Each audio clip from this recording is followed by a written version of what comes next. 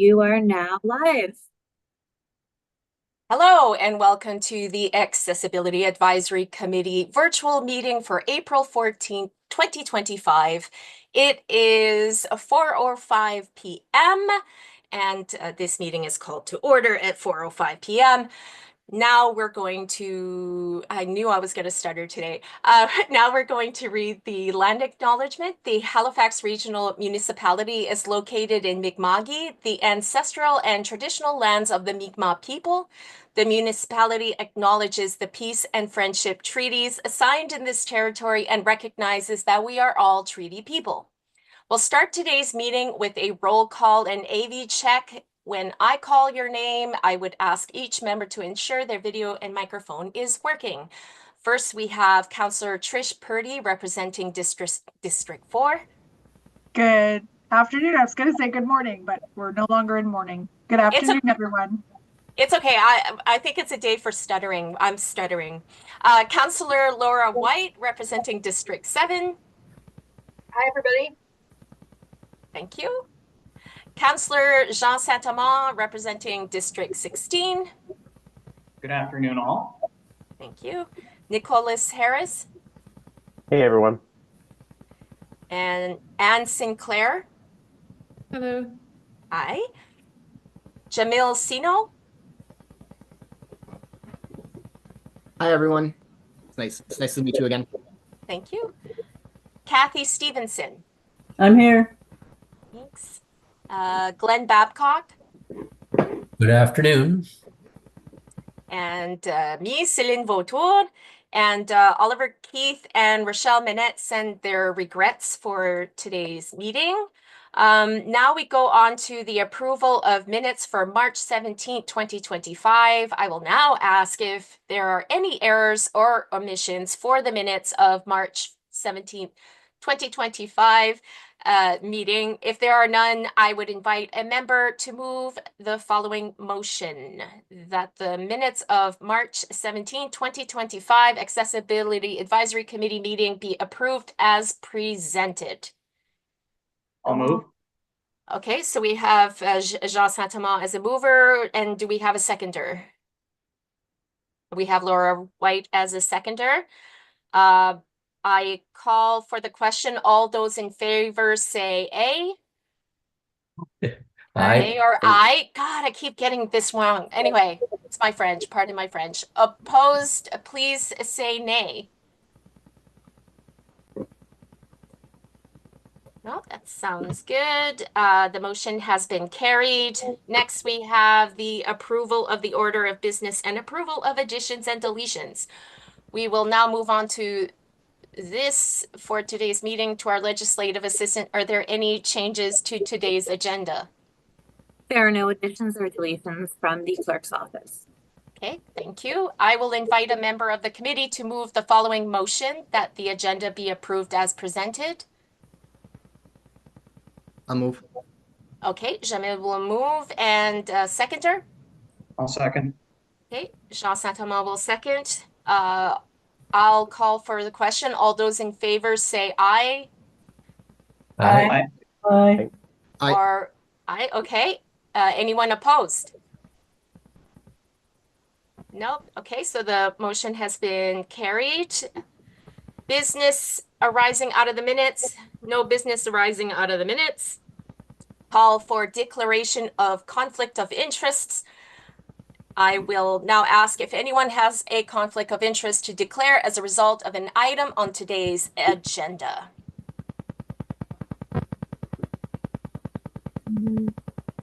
Nope. Okay, so that seems fine. And consideration for deferred business. We have no deferred business. Correspondence, petitions, and delegations. To our clerk, has any correspondence been received? No correspondence has been received by the clerk's office related to an item on today's agenda. Okay, that's great. And also too, if we can present onto the screen the address that the public can write to the clerk's office for correspondence on an agenda, or is that how it works? Sorry, We should have gone over through this one beforehand. But yeah, just so the public knows, we never really have correspondence too often, but it would be nice to hear from the public. And I would like to encourage if anybody has something to share, a concern, questions, comments, feedback, just write to us at clerks@halifax.ca. Thank you. So next we have to our clerk again. Are there any petitions to be presented? No petitions have been received by the clerk's office. Okay, thank you.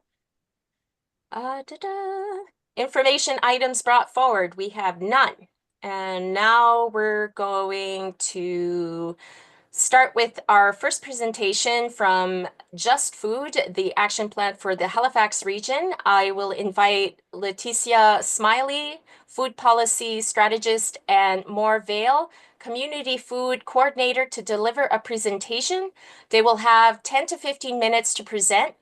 The legislative assistant will time the presentation.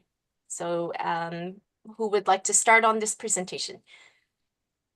So Letitia and Moore are in the meeting. I'm just going to Yeah. share the slides for Oh them. yeah, So sure. I'll I just start that. didn't know No, who for sure. to Letitia or to Moore. I didn't know. Great. And maybe Elizabeth, while you're getting the deck together, can everybody hear me okay? Yeah, but we hear you fine. We can maybe Okay. even do the same thing for Moore if we can do a AV check. Yeah, hi everybody. Am I coming through? Yes, perfect. Thank you. Thank you. Sorry, just 1 second. Sure. This appears full screen. Well, we have, it's like the YouTube. Oh, dude. Okay. Yeah, it's not the I don't know why presentation. it's doing that. 1 second. I'm going to stop sharing and then reshare. Sure. Okay, Elizabeth, maybe while you're doing that, I could just introduce myself. I think Yes. Oh, Celine yeah, gave that's an perfect. introduction Yes. there and Yeah, more, right and on. then we'll jump into it. Great. So thank you very much for the opportunity to talk about the Just Food Halifax action plan, or action plan for the Halifax region. And we're really excited to have this opportunity to connect with the Accessibility Advisory and looking forward to the conversation this afternoon. So as I'd mentioned, my name is Letitia Smiley. I'm a food policy strategist with community safety and HRM in the Food Security and Systems Division. And I'm joined by my colleague, Moore Vale, they, them, who's joining us from the Halifax Food Policy Alliance and the Ecology Action Center. And Moore, do you want to say hello? Hi everybody. I am as mentioned, community food coordinator with the Ecology Action Center. The Ecology Action Center sits on the steering committee of the Halifax Food Policy Alliance. So that's how I come to be involved in this work. Great, and we're good to move on to the next slide, please. That is appearing as full screen for everyone. It looks Yeah? good on Okay, my perfect. end, yeah. Great. And so the Just Food Action Plan for the Halifax region is a long-range strategy for how we can work together towards a more healthy, just, and resilient food system. It contains collective actions on increasing community food security, strengthening our local food system, and growing food justice and sovereignty. Prior to the meeting today, the legislative assistant had shared a package. So included in the handout that you have before you, which I think is an attachment to today's meeting, is a handout that includes a timeline on the very first page, which has clickable links to all of the documents and reports that we are going to be talking about today. And we're really going to try to keep the presentation high level so that we can get to the meat or the tofu. Sorry, there's food puns always in this work. So we can get to the meat or the tofu of today. But we're more than happy to follow up with you if you have any questions, and also to come back to the advisory to continue our conversation.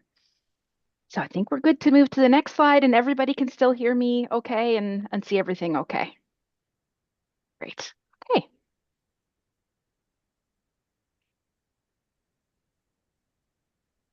So the Just Food Action Plan for the Halifax region represents more than a decade of collaboration between the Halifax Food Policy Alliance and the municipality, recognizing the need for us to be working together to coordinate and to work collectively to achieve any progress on such a complicated issue as food systems and food security.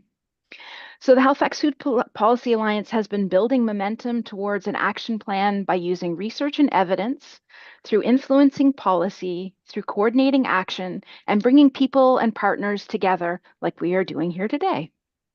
The Alliance has been supported by a core team of partners who've been key to the development and advancement of the action plan, which include the Ecology Action Centre, Nova Scotia Health, Public Health, HRM, and many more partners. So the next slide, please.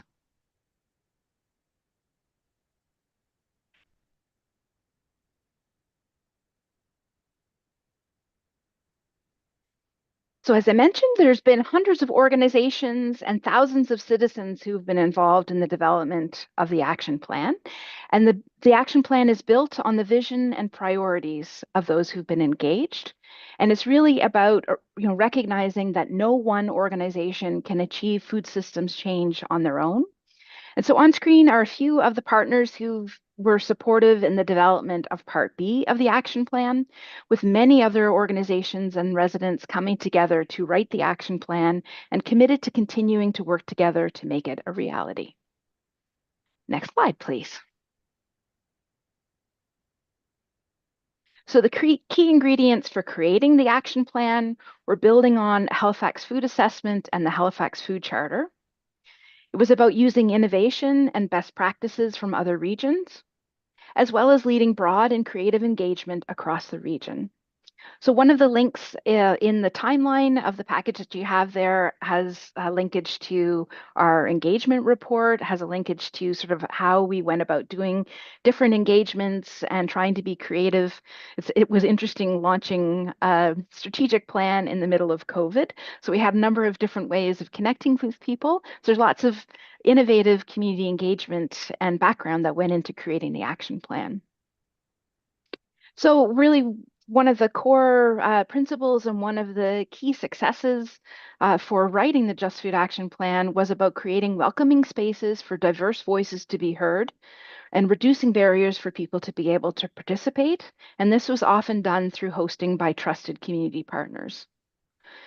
We heard a lot of different themes, priorities, which were built into the Just Food Action Plan. But really what we heard was the need for a comprehensive food strategy that built community capacity and creates a more equitable and resilient food system. Next slide, please. So as I mentioned, the timeline at the front of your handout has links to all of the reports, the sort of executive summaries, the other documents that sort of form these milestones that you see before us. And as I'd mentioned, this has been a decade of work since the Food Policy Alliance first came together in 2013 towards always the goal of creating a food strategy for our region, which was branded as the Just Food Action Plan. Some key milestones in this work was in March of 2023, Regional Council approved Part A, which basically established 56 recommendations for action across the food system, as well as creating some core plan principles, which is the next page in the handout that you have before you, and I'll talk briefly about in a minute. And also identified some priorities for what was called Part B, or the year one and the beginning stages to implement this 10-year long-range action plan. Oh, Elizabeth, we have a question there just about the handout. Yeah, because that's it. One of the members can't see the handout that is being mentioned. Like I didn't see the handout because I think what we got received through email. This isn't the same presentation. Is this? I'm not sure if Anne, you would like to comment to help us out understand the context of what you're approaching. Oh, thank you. Yes, this is Anne. Yeah, I just looked through the items that were attached with the meeting invitation, and I don't see any handout with documents and detail and links. I don't know if Yeah, anybody that's else it. got them. No, I didn't either. I think what we'll do, I can send Elizabeth, them out yeah? separately, either during or after the meeting. They were distributed at about 3:30 this afternoon, so relatively Oh, recently. okay. But Oh, okay. that could be Okay. why. But sometimes I know with attachments, sometimes if they are large enough, they just don't send through the agenda package as well, and it doesn't always let me know. Anyway, we can, after the presentation, I can resend them over email to everyone. Okay, thank you. All right, Letitia? Thanks. And Elizabeth, I did notice when I was clicking on the meeting agenda that I think they may have been attached to the meeting invite. I noticed that they were there, if that's another source for folks for the attachments. Don't know if that's a help or not in the actual Okay, thank appointment you. itself. Yeah. Yeah. Okay. Okay, so once Regional Council approved Part A and those core recommendations for the 10-year strategy, we then worked with community partners and municipal staff to create implementation strategies for those priorities. And this was packaged together as Part B, which was approved by Regional Council in February 2024.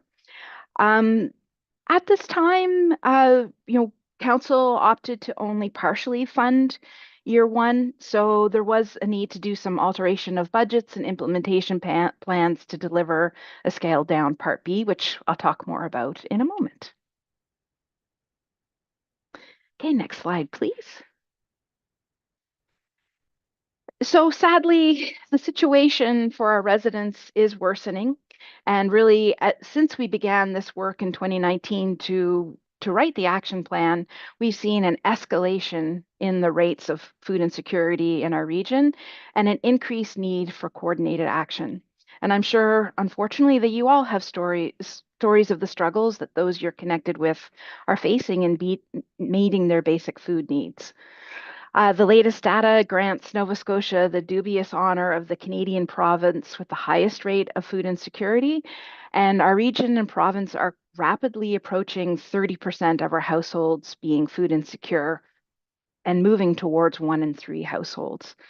And these staggering rates are also much worse in racialized households, households with children, and then households for those living with a disability, which is furthering the inequities and vulnerabilities in our communities.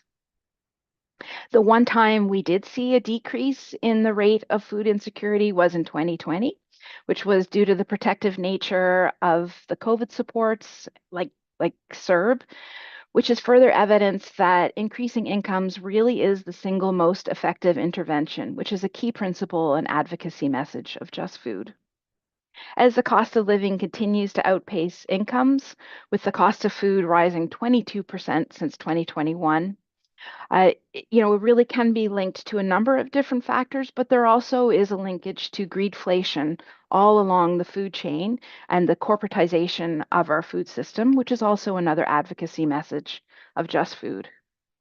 So all of this is happening in a food system that is increasingly facing challenges from extreme weather, as well as many of the organizations who've been working tirelessly to serve our communities.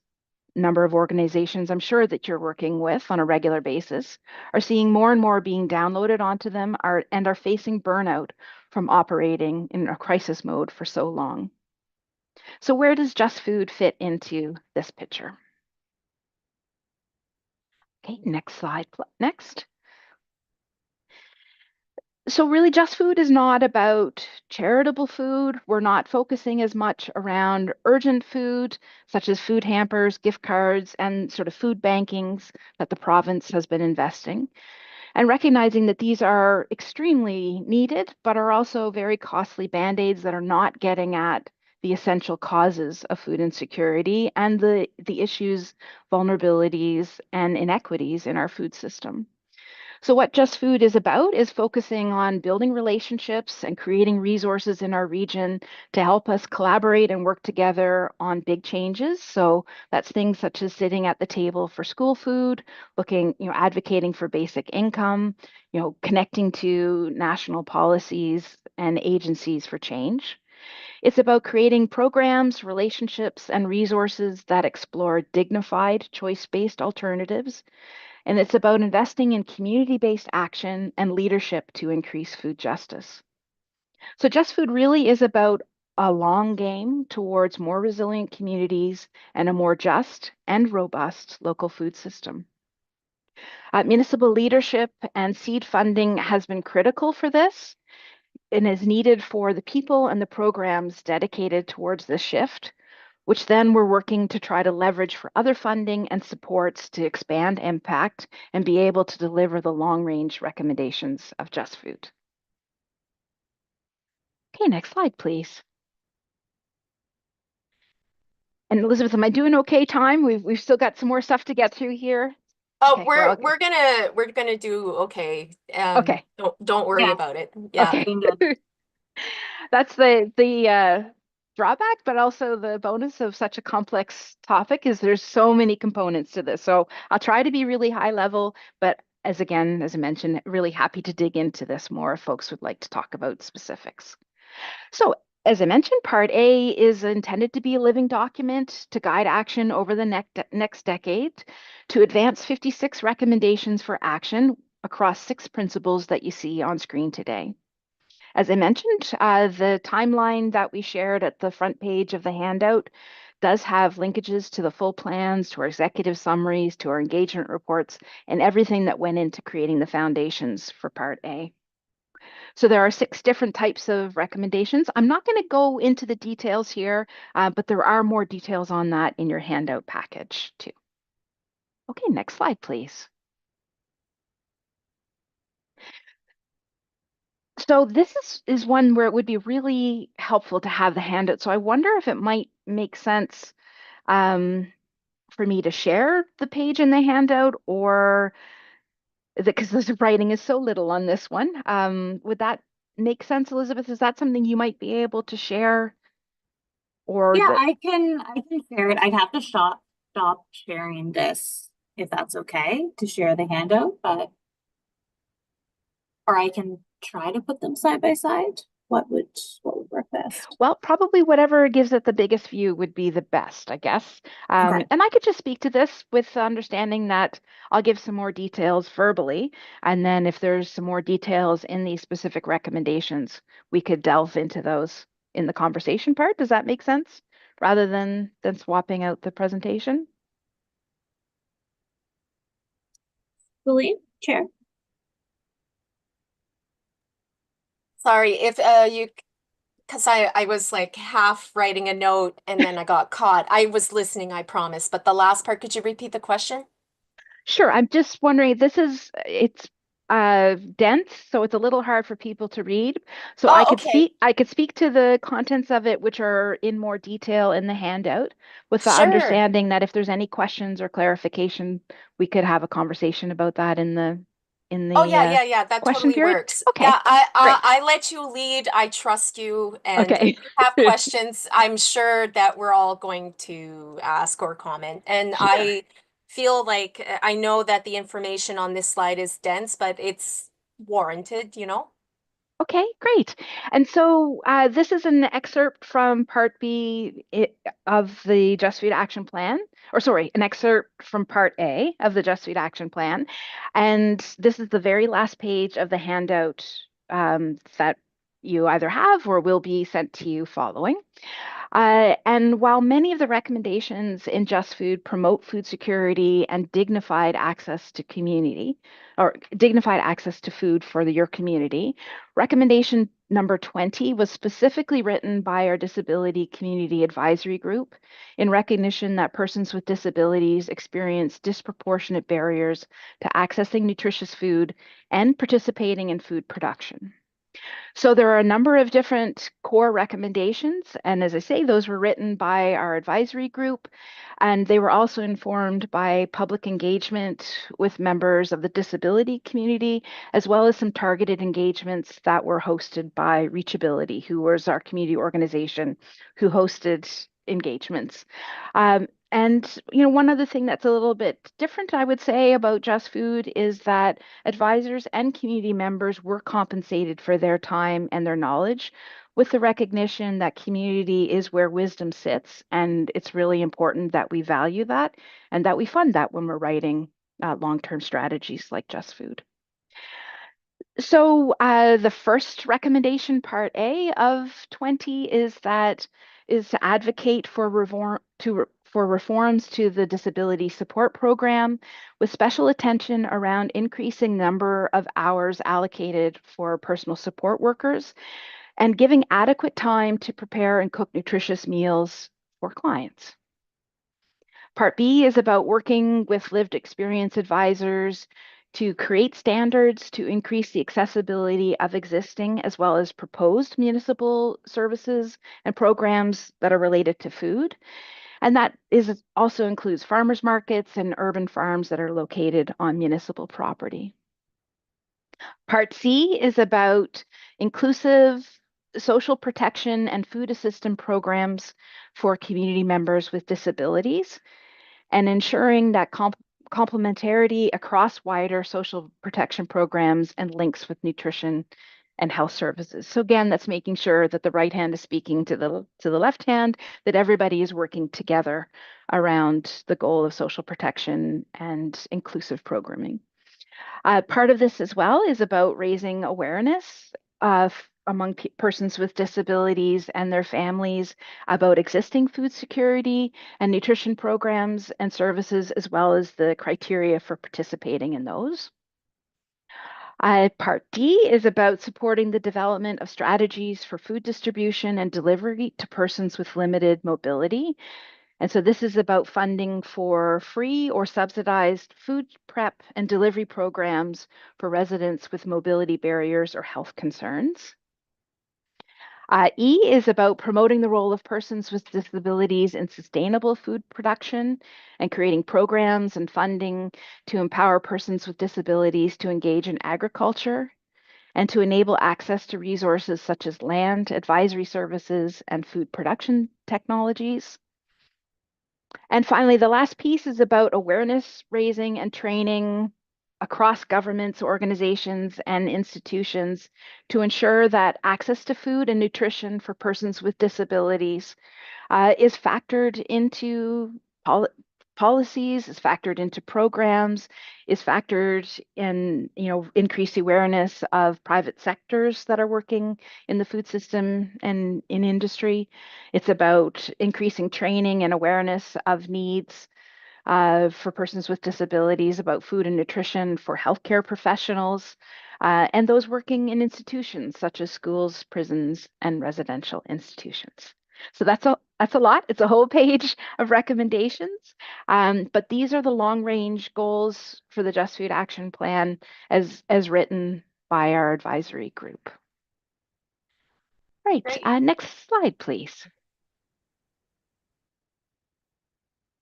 So as I mentioned, we took Part A to Regional Council, got approval for that, and then worked on what were the priorities for year 1, 24-25.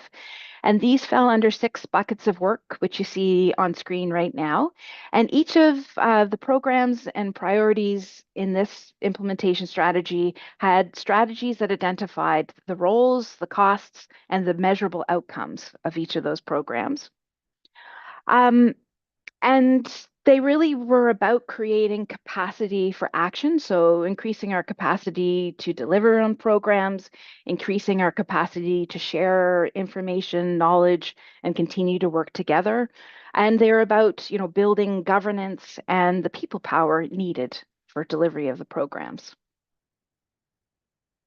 So I'm not going to get into the details too much on these. I'll just sort of do some high level updates on kind of where things are under those 6 buckets of work.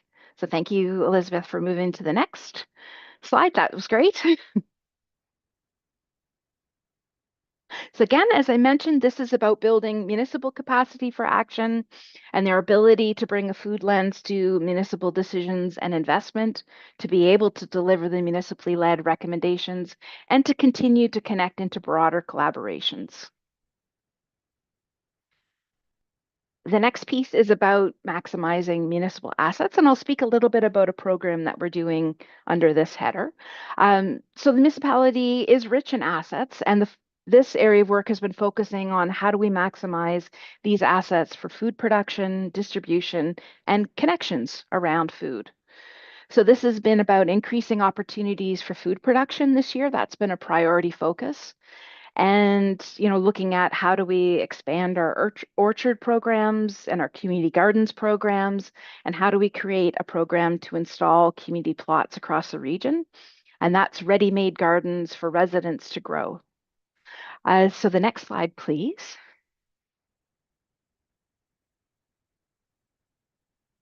So the community plots program is intended to increase participation in urban food production through the creation of garden sites and provision of resources. So we've advanced 5 new sites in this year. So worked with Spencer House on 3 of their Oasis aging in place programs. And this is really about creating growing space for seniors and designing community plots that are wheelchair accessible and those who are using mobility aids or may have issues with strength in their hands and other sort of mobility challenges to be able to access and participate in gardening. So the intention is we've also been working with the Atlantic Street Pallet Shelter community to build raised beds and community garden opportunities in the pallet community. So bringing some greening and some growing opportunities to that community. And we're also in some conversations around some opportunities at Farrell Street. So a large stretch of land in the heart of Dartmouth North, and looking at the opportunities to engage with the community about what they would like to see on site, working towards the possibility of a community farm on site. So we see this as really advancing recommendation number 20 because we have been developing and testing a prototype of raised bed that have been designed to accommodate wheelchairs and mobility aids that can then be used to scale up and scale out if the program is funded and staffed, which again increases the potential for those living with a disability to participate in community agriculture that focuses on, that are designed for inclusivity and are about empowering participation in community agriculture. Okay, so next slide. So emergency food planning is really about advancing our partnerships with trusted community organizations and mobile food providers to help to support an emergency food response.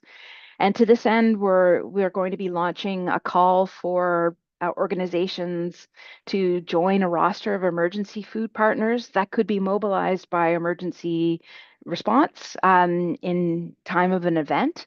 And this would include organizations who support your communities and could inform our emergency food responses to better serve your needs and respond to those who are most vulnerable to emergencies.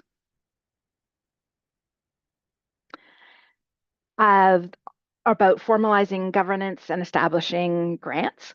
We are excited that we've hired 2 Just Food positions that are being hosted at community partner organizations.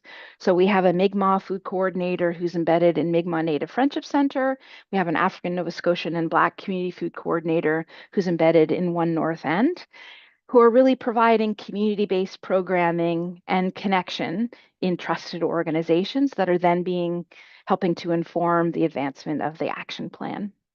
We also have a community food grants pilot that we've been working with Feed Nova Scotia, has opportunity for funding for community-based food initiatives and programming. And next slide, please. And understanding food resources and community vulnerabilities is really a collaborative approach to understanding more about what are the vulnerabilities in our communities, as well as what are the resources in our communities, so we can work together, we can better support each other in disasters and emergency situation, and really work better, more effectively. And so it's about creating an understanding of assets, opportunities, and vulnerabilities in our food system. And again, this is a big topic as well, but towards food system change, we have been, one of the projects I wanted to mention was that we've been working with Feed Nova Scotia's Innovation and Learning Lab around exploring and testing out some dignified alternatives to charitable food models. So moving away from food banks and the need to prove that you require access to looking at things like social supermarkets and bulk delivery programs that are choice-based. So again, I could spend the entire meeting talking about everything that we've been doing in Part B, but I'll move quickly on so we can get into the conversation. So, our work in 2024-25 has really focused on how do we strengthen municipal capacity to bring a food lens to decision making? How do we, support engagement in food action from the municipality? And how do we provide emergency food planning, response, and recovery?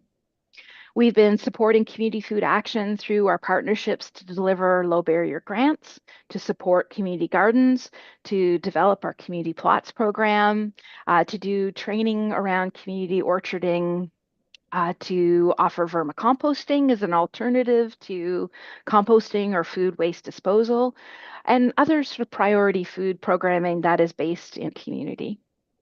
We've increased our community capacity for action through the role that we're playing around connecting people and networking and bringing people together around Just Food. So just in the last 8 months, we've connected to 50 community groups. We've been working across 25 municipal divisions and advisories, and we've been working directly with 19 food networks and coalitions that are looking at some of the big system changes required to increase food access and strengthen our local food system. We've been progressing food system governance and collective capacity for action through working towards a food council, which would include opportunities for participation from folks on the advisory. It's something I would love to talk more with you about down the road, and as well as supporting African Nova Scotian and Black, or Mi'kmaq, and other community food leaders in their communities. And we've been working on advancing innovative and community-driven food solutions, like the pilot projects that I was mentioning, through the work that we've been doing around research and other initiatives. And we've also been able to leverage the municipal investment in Just Food for year one into bringing more than 500,000 in direct funding and 150,000 in-kind support towards ongoing implementation and advancement of Just Food. So I'm not one to dwell on the negative, and I don't want to, harsh the positivity of all the great work that's been happening. But I do also want to be honest that there have been some fairly significant challenges to implementation. And so while we have had substantial progress, because we didn't get full funding last year, and because there's been some delays in hiring and sort of getting our feet under us for delivery of the action plan, that has been some challenges for project and pilot delivery. So we had to revise our plans. We've had to cut some programs. We've had to delay hiring or not sort of hire the positions that we wanted to. And we've had to spend a fairly significant amount of time seeking additional funding to keep things moving forward. I would also say that a significant challenge to this has been, and we've just come through budget for 25-26 and not been fully funded again, and also had some council members who were proposing not to fund the program at all. And so, there's been some struggles with gaining support from the new council and understanding around sort of the municipal role and staying in our lane with Just Food, like how this is a municipal mandate. And, the rationale for providing some seed funding for Just Food that then can be leveraged to bring other funding to the table. So it's a complex and many-armed diagram before you there, but these are just some of the core mandates of the municipality and the other ways that these are showing up at the municipality. And there are some significant arguments as to why this is a municipal mandate. Food is a basic need, and municipalities are the levels of government that are most connected to residents and seeing the daily impacts of food insecurity. Most of the municipality's operations and strategic plans connect to food in some way. And we're working across business units, to reduce silos, to inform the food deliverables and municipal plans, and to support the municipality in responding to emerging food issues and opportunities. And it's really about the municipal role in community cohesion, capacity building, and resilience. So, really important components of community well-being that the municipality is involved in. Just So, to note, yes. how long do you think you have? It's just because just so we can give time for the committee to comment and ask questions. Sure. And this is my last slide. Oh, it's the last slide. Okay, perfect. Yeah, Just to give you, okay, and then we can, okay, that's perfect. Thank you. Great. So, we're just to get more clarification from Regional Council on the direction that they would like us to move forward with the reduced funding that we have for the year to come, and to provide more clarification to Regional Council on sort of the program priorities, costs and cost sharing models, the impact of the investment, as well as the risks of not investing and linkage to municipal mandates. So we're working on a report to council in May that's going to speak a little bit more about the program itself and get clarity on the direction that council want us to take. If that moves forward, then we'll keep going on with standing up the Halifax Food Council and the municipal food team with the launching of some of those programs that we haven't had a chance to get to yet, and enriching of some of the programs that we've just started and piloted this year. We'll continue our work on diversifying funding and diversifying support, because obviously the more funders and supporters we have at the table, the more resilient and robust the program is going to be, and better able to deliver all of the recommendations in the action plan, including recommendation 20. And we want to keep engaging with our partners and support community food action, and really would love to come back to the committee as we move forward towards identifying priorities for year 2, and how do we work better to implement some of the great recommendations and the vision that's in recommendation 20, but the other recommendations as well that further your vision for what you want to see in your local food system. So Great. I think I'll hold it on there. Yeah, thank you. Okay, thank you, Letitia. Okay, so we're gonna move on to the speakers list. First, we have Councillor Trish Purdy representing District 4.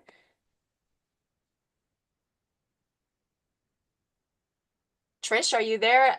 She said, I had to leave my desk for an issue. We'll be back ASAP. Are you there? I'll give her a minute. If not, no. Trish. Okay, so I'll go to the next and we'll come back to Trish.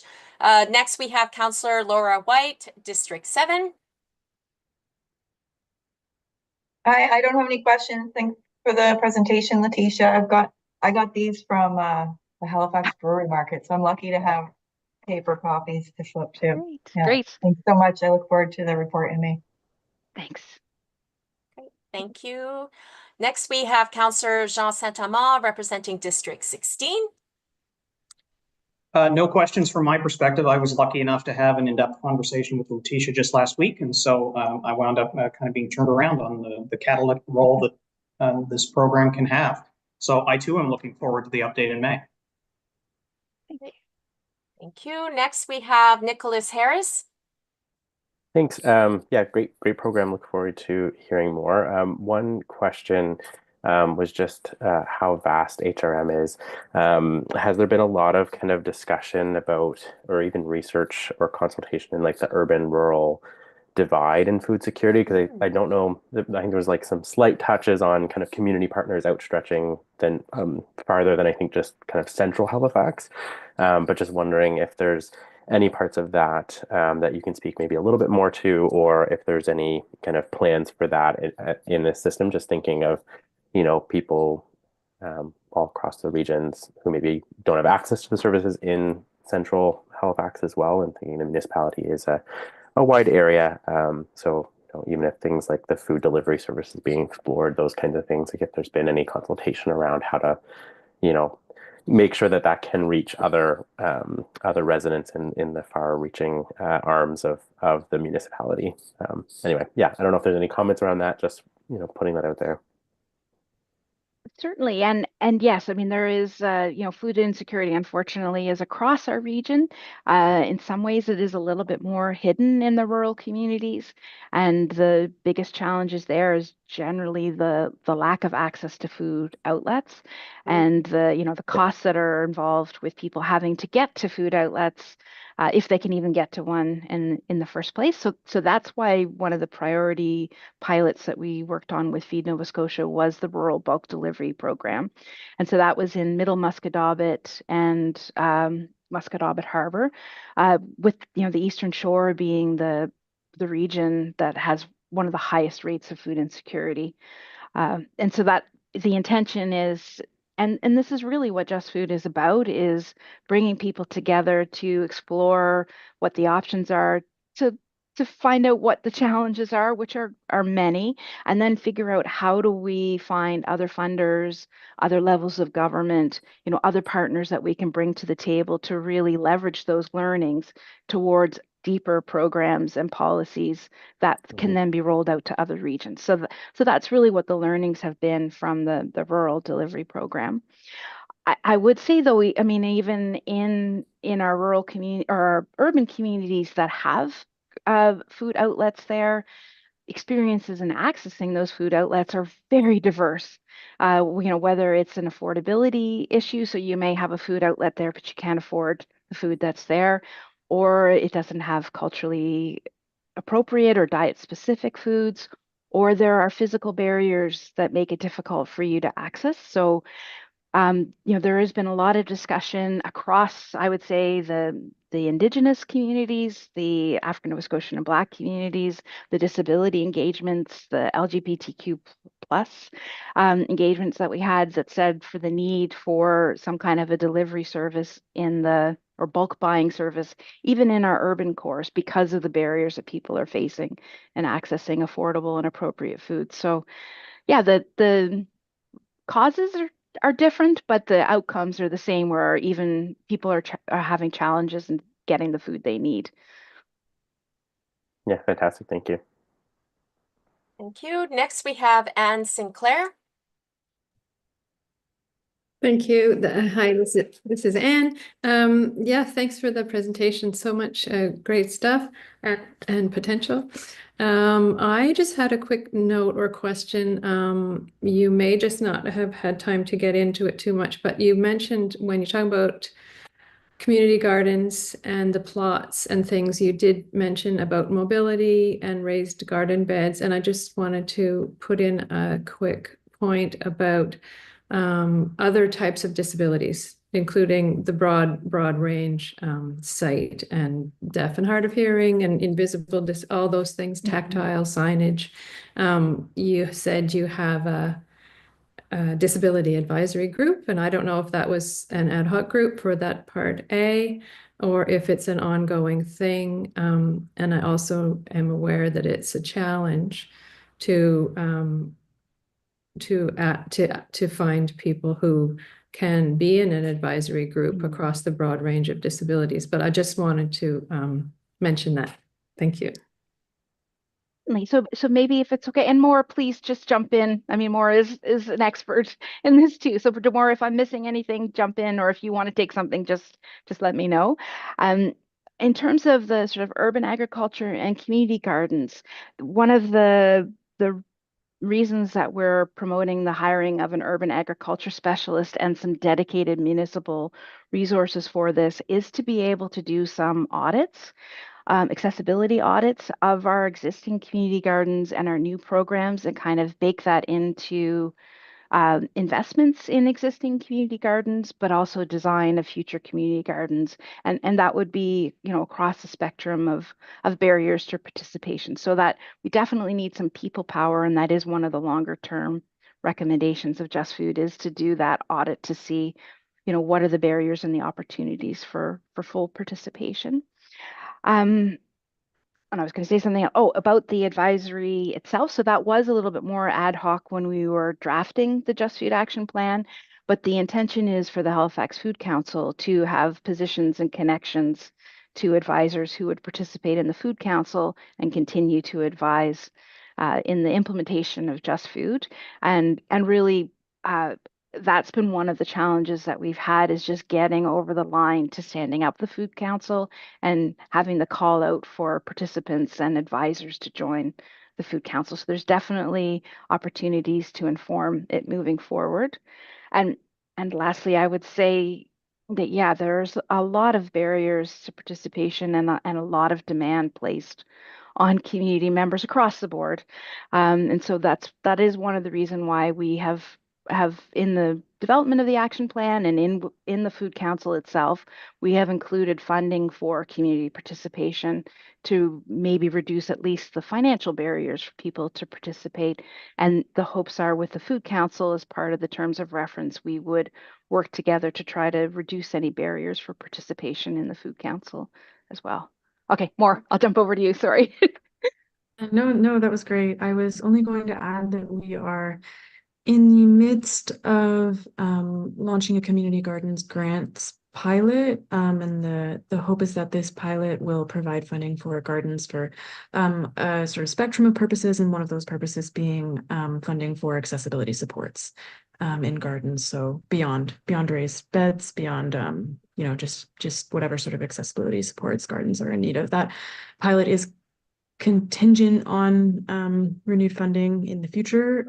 We don't necessarily have that confirmed, but we will likely have enough to go ahead with this first year. Great, thank you.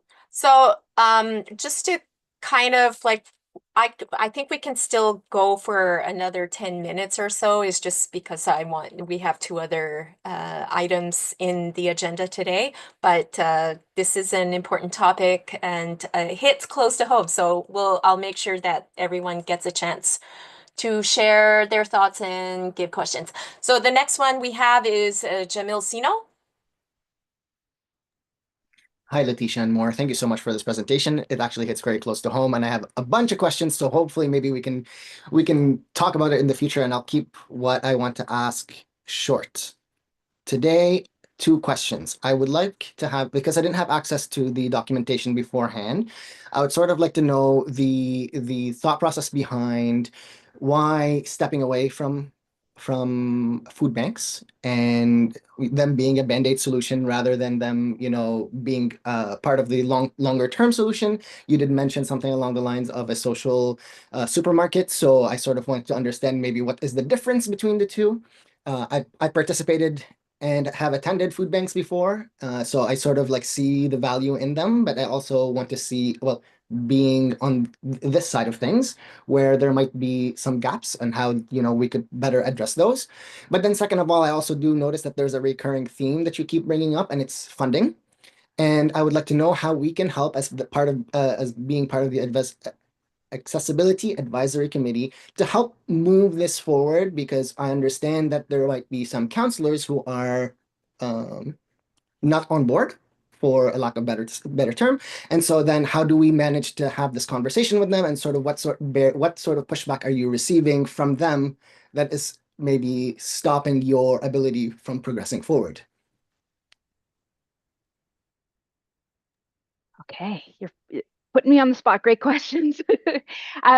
We're certainly not intending to not do food banking. Like, that is an important, unfortunately, important way of people accessing food in our region right now, and they're needed. So it's not to say that food banks aren't needed, aren't providing a good community or service in our community, and are not being relied on, because there's so many people who unfortunately are having to rely on them. The issue is that, they always were intended to be a temporary measure for people to access, when something went wrong and they needed a sort of interim temporary measure. And so because they're only, once a month, usually, like, there's limits on the number of time that people can access them. There's, barriers to participating, whether maybe it's a physical barrier as to where they're located, but there's also, because many of them are in churches and in institutions that many in our community find not welcoming or are not comfortable accessing. There's a number of different sort of barriers that have been built into the food banking system.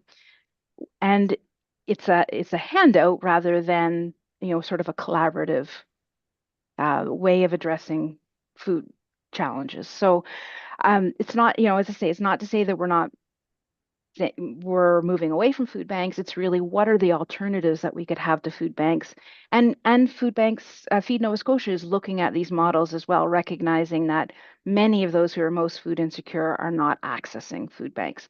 So how can we look at, like a social supermarket model that people can access as they needed, that has a choice component in it, that maybe isn't necessarily free. It could be pay as you need, pay as you can, has sort of more of a dignified way of accessing food. So it's really a shift away from that charitable model to other ways of accessing more affordable food.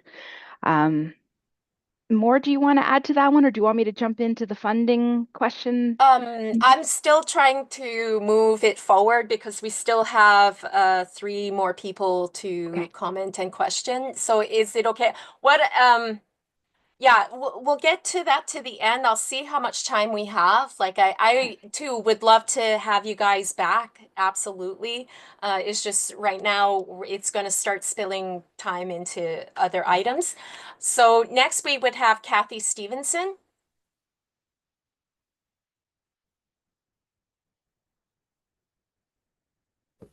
Sorry, yes. Yes, do you have a question or comment? No, did I click something? No, oh no, it's just we're just going down the list of names. Oh, I know I'm that this sorry. No, somebody already asked the question. I don't understand exactly what they meant by the supermarket, the social supermarket, or the community supermarket thing. I didn't understand that, but she did address that a little bit. okay. And All right. also what they plan to do with food banks. I was also wondering how far out this program might be going. I mean, I'm out in Eastern Passage, which is quite far out. Are there geographic parameters? No, I mean, it really is intended to serve the entire Halifax Regional Municipality. For example, we're just meeting next week to talk about the potential for a greenhouse in Eastern Passage. And the intention really is to do some pilots and some sort of prototyping and testing in certain communities with the goal of mobilizing funding and partners to bring it to other regions. So even if a specific pilot or program isn't in your community, it is the goal to be able to bring that to other regions of the municipality too. With regard to what you just mentioned about a planned possible project in Eastern Passage, is there any way I can connect with you after this? Because that would be an interesting article for the Beacon, which is the Eastern Passage newspaper. We're still a print newspaper out here. And I would be really interested in exploring that a bit further if you're prepared to do that. Certainly, it's only a proposal at this point in time, and it's not my proposal. So I would connect with those who are working to bring this forward to see if they're comfortable with sharing their contact information, and then would I send it to Elizabeth or send you their contact information if that's okay? I can connect the 2 of you over email. Okay. And then you can kind of take it from there, if that works. Great. Yeah. Great. Okay, next we have Glenn Babcock.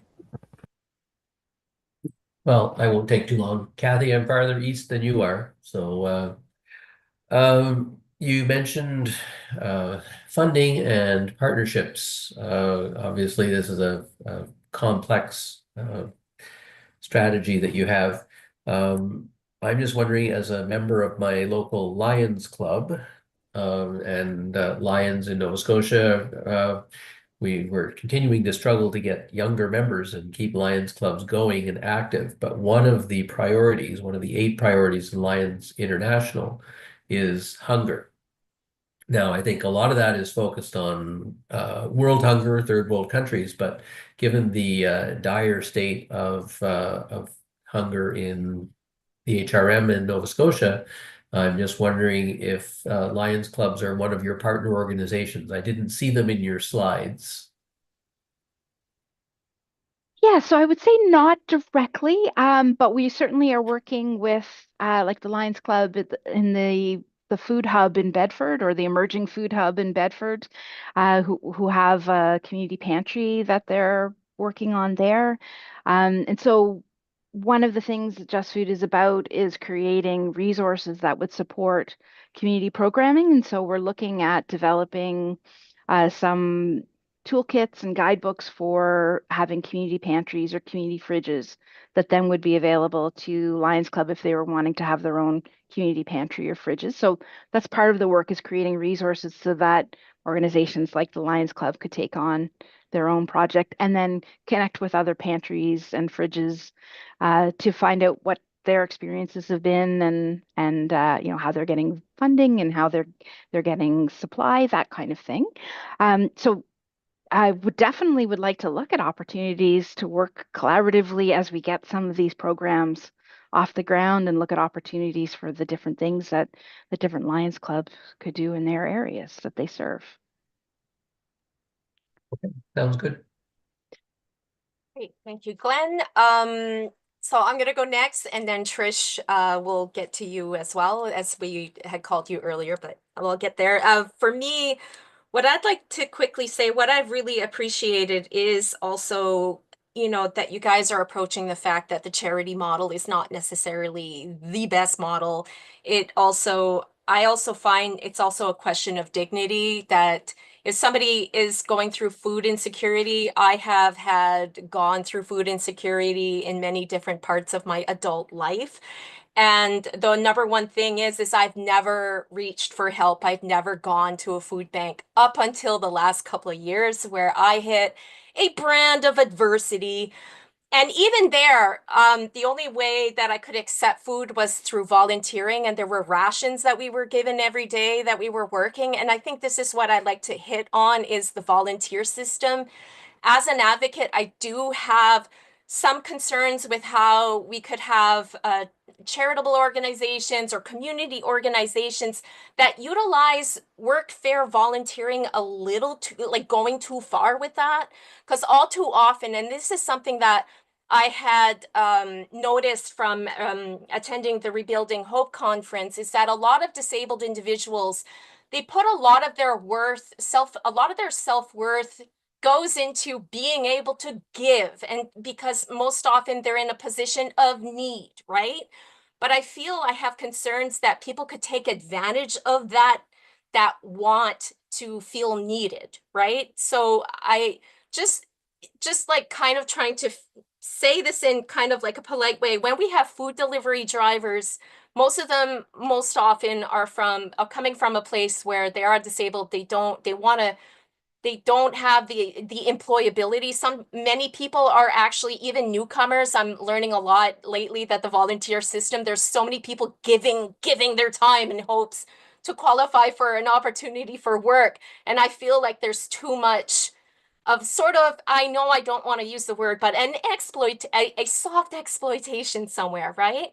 And I do have this appreciation of moving away from the charity model, because it's a very Christianized model. Because if we're talking about a secular system, the fact that we have to bring our benevolence and stuff like that, it's very personal. And that's why it took me a while to even accept a food box, you know, and because again, I was volunteering, I was accepting food because of my labor that I've given. It felt like it was an exchange.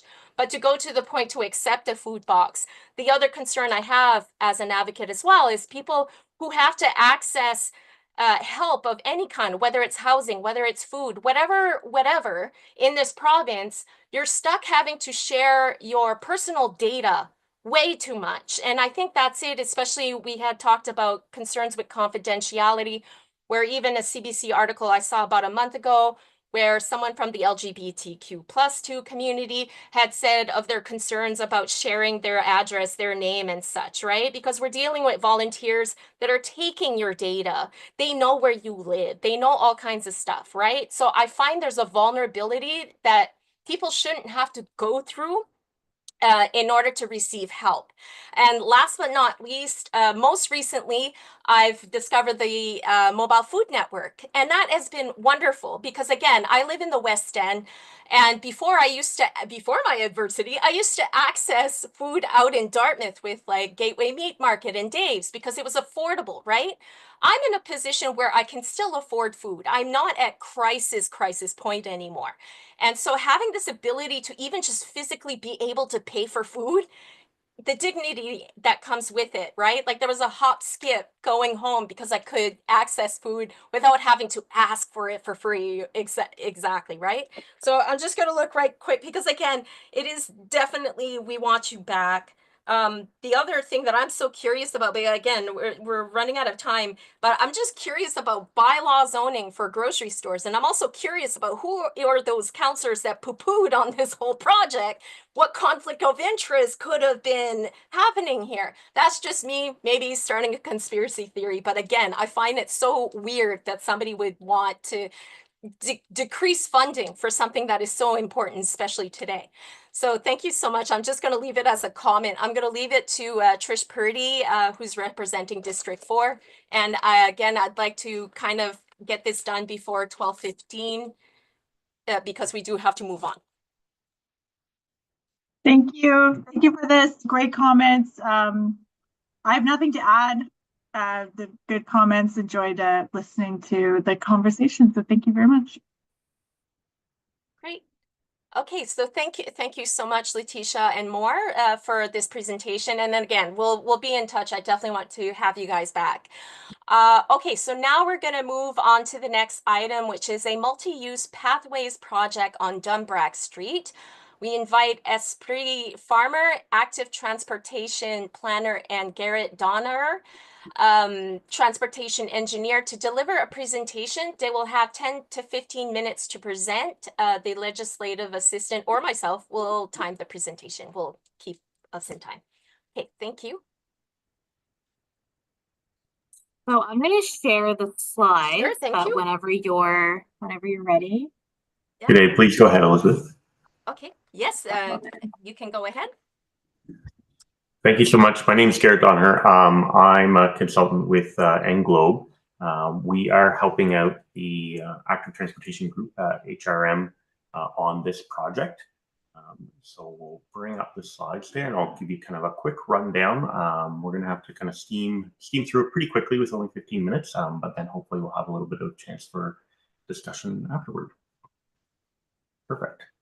So the next slide has just a little bit of an agenda on it. Thank you. So we'll talk about kind of where we are in the project right now and what the next steps are going to be that we are taking. We're early in the project, so we're going to be doing some evaluation of different options. We'll talk a little bit about that. And then we'll talk about how we arrived at the options we're discussing and what those options are. So pretty quick little agenda there. On the next slide, we have kind of the next steps that we're getting to in this project and kind of where we are today. So there's a little graphic on the next one. Yeah, so we've done kind of an existing conditions analysis where we reached out to a bunch of community groups and advocacy groups. We were out in the field and we kind of gathered all the information for the local area. And that brought us to the ability to do the stage of concept design, where we're looking in enough detail to kind of make sure things work, but not too detailed, so we can kind of still get an idea for different options and what they might entail. And then go out and talk to people about what those options are. So going back out to all the community and advocacy groups, talking to committees like this one. We'll be talking to the Active Transportation Committee later on this week.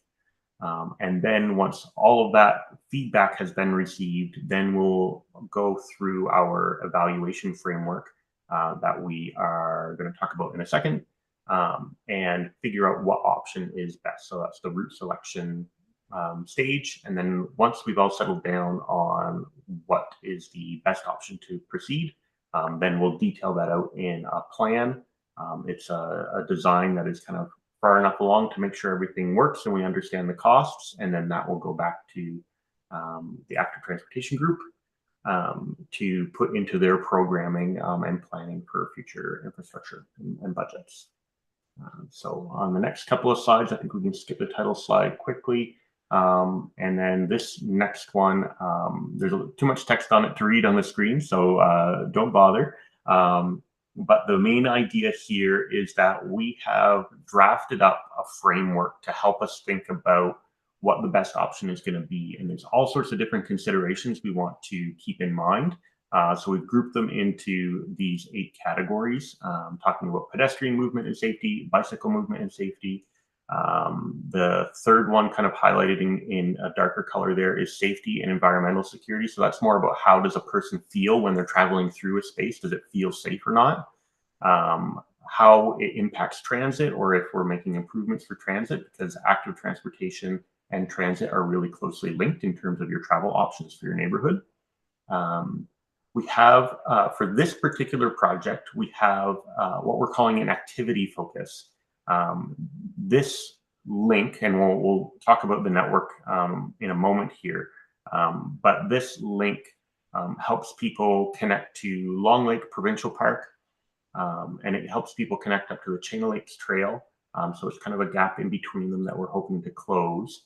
So our facility that we're hoping to build as part of this project serves both the local neighborhood for folks that might want to go out for a stroll or walk their dog, that type of activity that's very neighborhood focused. But it also helps people who are looking to do, a little bit of a longer commute or a longer recreational jog or bike ride, and connect to some of those other facilities that are available in the neighborhood. So those 2 different needs or reasons to use the trail have, broadly speaking, different priorities in terms of what's important for the trail. So we're taking a closer look at that. We want to make sure that we understand any impacts to the roads themselves. So there's a few categories there. We are traveling through a green space. So trees and how we're impacting the green space is really important. And then the last criteria is just what's it going to cost, what's it going to take in terms of the amount of infrastructure and the difficulty of actually constructing the project. So we have a few different criteria there. This is all still draft. As part of our outreach right now, we're really trying to understand, do we have everything we need on this list? Do we have things here that we shouldn't? Are the weights wrong? Should we be thinking, more about one aspect and less about another aspect? These numbers have kind of been broadly come up with from the lens of the integrated mobility plan, where we're prioritizing those active modes and vehicles less so. So you can see vehicles only get a total of 6% here, but each of pedestrian and bicycle each have 16%.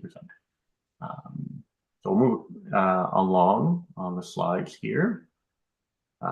So we looked at a bunch of different routes in this broad area. So this is west of the West End. That's Northwest Arm and the Armdale Rotary in the top right-hand corner of the screen in Chocolate Lake. And then Long Lake Provincial Park is in the bottom left-hand corner of the screen. So this is the main road traveling kind of up and down on this map is Dunbrack Street, which is built, it's posted at 80 kilometers an hour, and it's built kind of like a highway. It's divided through this area. It's big, it's relatively fast. And so in kind of the top quarter on the left, you can see the Chain of Lakes Trail going along the lake there to the left of Dunbrack Street. There's trails that connect that area to our project near Hale Pond Park, which is just left of center, just down and left of the center of the screen. That's Hale Pond Park. And then there's trails at the bottom of the screen in Long Lake Provincial Park. So we're trying to make a connection right around Hale Pond Park. So on the next screen, I've got some lines drawn on top of the aerial to help us talk about those things. So the existing multi-use path, or MUP, is at the top of the screen here in green. And then we have a few different routes to try to get down to a connection into Long Lake Park. That's the green near the bottom of the screen. So we can go through Hale Pond Park. We can kind of skirt around the edge of Hale Pond Park along Dunbrack, or we can develop a new trail through Long Lake Park. And then on the left-hand side of the screen, I've got shown some of the higher level planning documents that have kind of led to this stage of the project. We've got greenways identified as part of the Active Transportation Priorities Plan. That's the top image, and then the bottom image is from the Integrated Mobility Plan. And that red line right in the middle is the greenway. That's a priority for this area. So on the next slide, we can talk about some of the long list of options. So we kind of looked at those 3 broad options we just talked about a moment ago, and we broke it out and we said, okay, practically speaking, how are we going to detail out each of those options? So we ended up with a long list, and then we had to narrow that back down to make it kind of practical and feasible to evaluate. So on the next screen, we'll look at one of the evaluation items that we did. So this picture is on Walter Havel at the north end of our project, looking at the traffic signal with Dunbrack Street. So you can see the bus there. There's a transit route along this segment of the street. And so we were wondering, should we go along the left-hand side of this image or the right-hand side of this image? And from just kind of a high-level view, if we're on the right-hand side of this image, we have to worry about the right turn lane where the bus is. We have to worry about the line of utility poles that's over there. There's also some street trees in that low grass boulevard. There's a transit stop. So there's a lot going on the right-hand side of this image. On the left-hand side, we do have one utility pole, but there is a parking lane that you can just see in the foreground of the picture. There's space for 3 cars to park on street. And then behind the parking lane, closer to the intersection, there's kind of a lane that is there in the asphalt, but doesn't really do anything. So we have more space. So we said, you know what, we can eliminate the option that goes on the right-hand side of this image and stick to the one on the left-hand side, because we know it's going to be much more practical in the end. And they both make about the same connection in our network. So that was one of the pre-screening, kind of eliminating some routes from our evaluation. Next up, we did the same kind of process for Route 2. Route 2 goes along Dunbrack Street directly. And in this image, we're just at the intersection with Osborne. And if you squint, you can just see a trail on the right-hand side of this image next to that car wash building. And so we said in this area, one of the options that we could look at is, instead of going directly along Dunbrack, like right along the side of the street, we could actually improve that existing trail that's kind of immediately adjacent to us. So rather than looking at 2 different options that were very, very similar, we said, let's take the option that improves that existing trail. It's just kind of a treadway right now. It's only really usable by able-bodied people. So we said, let's improve that trail rather than trying to do something that's out next to the street in this area. And then for our third route through Long Lake Park, we had a couple of different options. That's on this screen. So we were trying to get through the park, and a contour map is a little hard to decipher sometimes. But basically on the left-hand side of this map, we're up on the top of a ridge in Long Lake Park. And then right in the middle where those blue lines are is where the water comes under Dunbrack Street from Hale Pond Park. And it's very low-lying, kind of wetlandy type area. And so on the far left-hand side of this image, we have a high ridge, and then we have a wetlandy area to get through. And then on the right-hand side of the image, we have to climb back up out of the ridge again onto another, or out of the wetland area onto another ridge. And so we were looking at how can we navigate through this area in a way that is going to be reasonable for grades, because we want our trail to be accessible. And we couldn't figure out a way that was going to do it without, moving an enormous amount of earth around and doing big switchbacks and that sort of thing. So we said, on a cursory investigation, we can eliminate this route from contention. There would be a bunch of trees we would need to cut down going through the park as well. So that was kind of part of that calculation to say, you know what, with all the challenges of moving land around, moving earth and rock around, and the trees that we would need to cut along this option, we'll just set it aside and continue with the options on the other side of the street. So that, I believe, gets us to the concept options on the next one. Yeah, so we'll go through here. We have 3 options. They are named 1A, 1B, and 2. So 1A and 1B are very, very similar.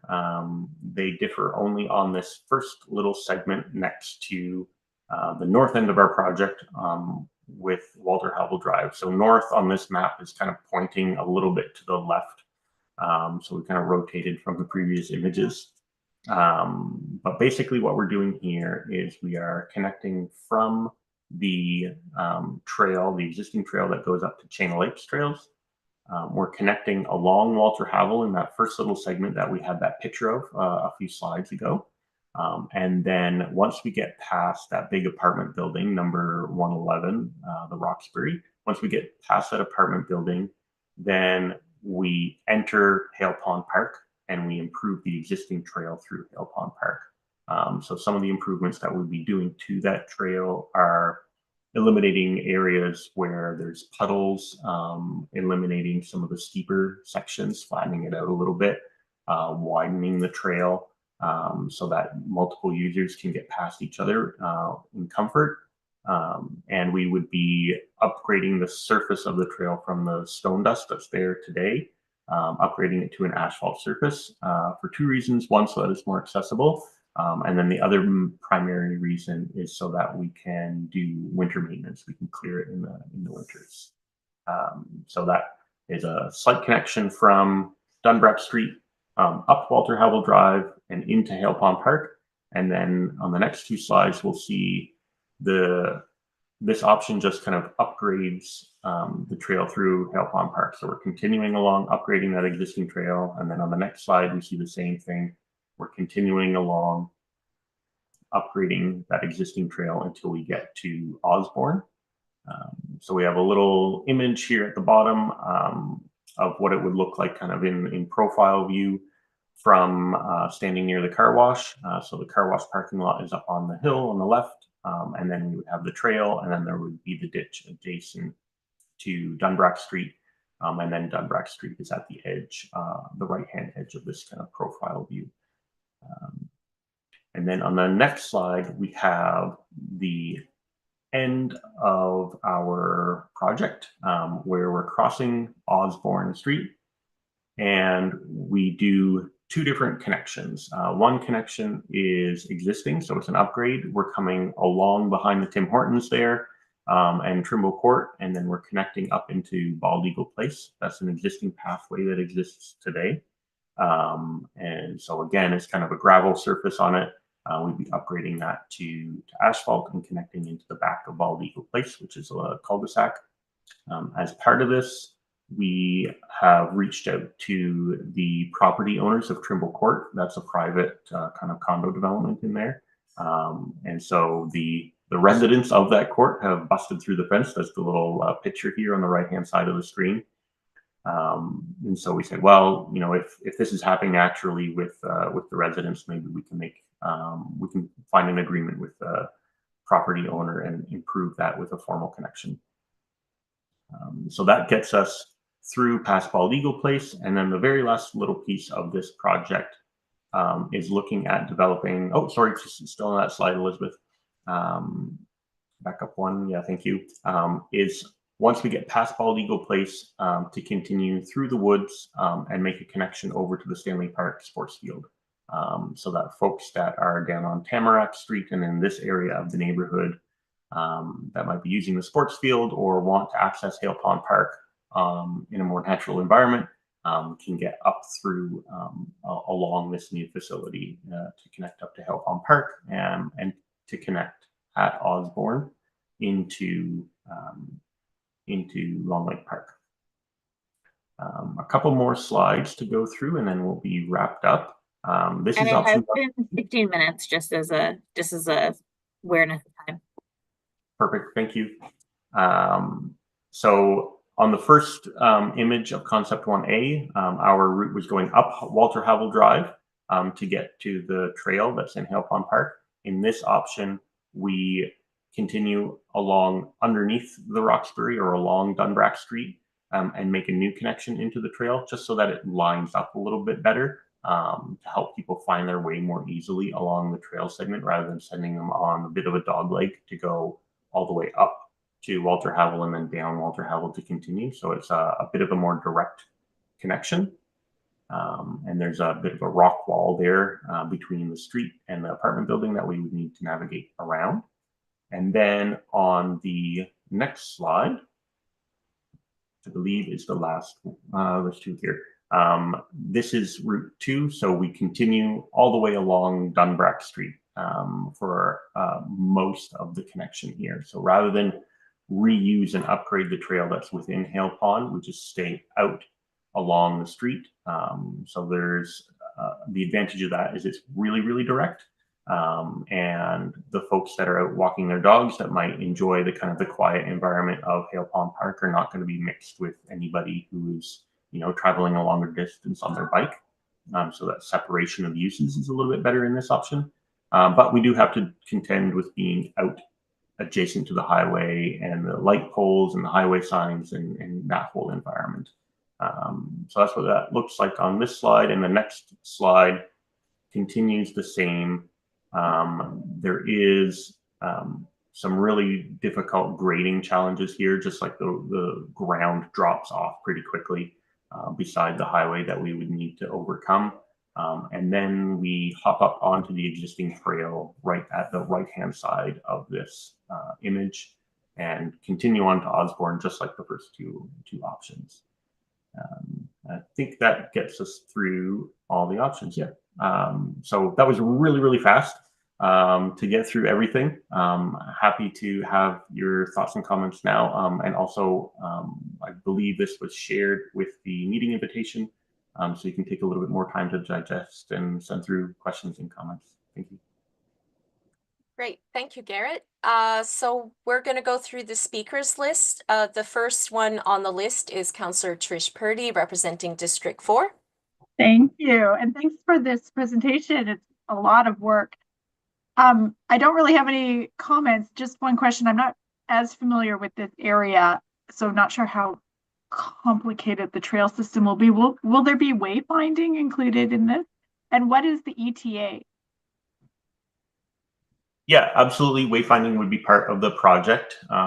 It's a really important connection between Chain of Lakes Trail and Long Lake Provincial Park. So we would want to make sure that those connections are clear and easy to follow for everybody. Esprit, I'm going to punt to you on timing. I wish that my supervisor was here, but that's okay. There's no set timing established at the moment. I think the goal would be that the functional plan would be complete by about June, July of this year. So of course, once it's been decided which option to go through, and then the functional plan for one of those three routes that Garrett just touched on. And from there, it'd be just a discussion about where it fits into the budget and yeah, where funding is available over the next few years. Okay, awesome. Thank you so much. Thank you, Trish, too. Okay, so next we have Councillor Laura White, representing District 7. Hi, thank you for the presentation. It definitely, when I looked at it and when I hear from you, I can understand it way better. So thank you. I am familiar with the area a bit. Two questions that popped to mind. Do you have any idea if the bike share goes out this far? I don't know the scope of it. And then just where would be the future envision commuting connections to get to the peninsula? Because I mean, I see the need for this work, but I don't see it as our most needed cycling infrastructure. Yeah, those are both great questions. Thank you. For the bike share, that map is not public yet, and it's not my project, so I don't feel comfortable talking about that. But I do know that that was a priority, was to extend the reaches of the bike share map and touch on kind of priority communities, and Spryfield was one of them. So I think it's promising that getting out there is an important priority for the bike share. Great. And the Second question, absolutely. Because it's been identified in the AT priorities plan and the integrated mobility plan, that's kind of why this is on the docket now. And of course, the last Dunbrack multi-use path connection was just built a few years ago. So this is really the last segment for connecting Chain of Lakes Trail to Long Lake Provincial Park.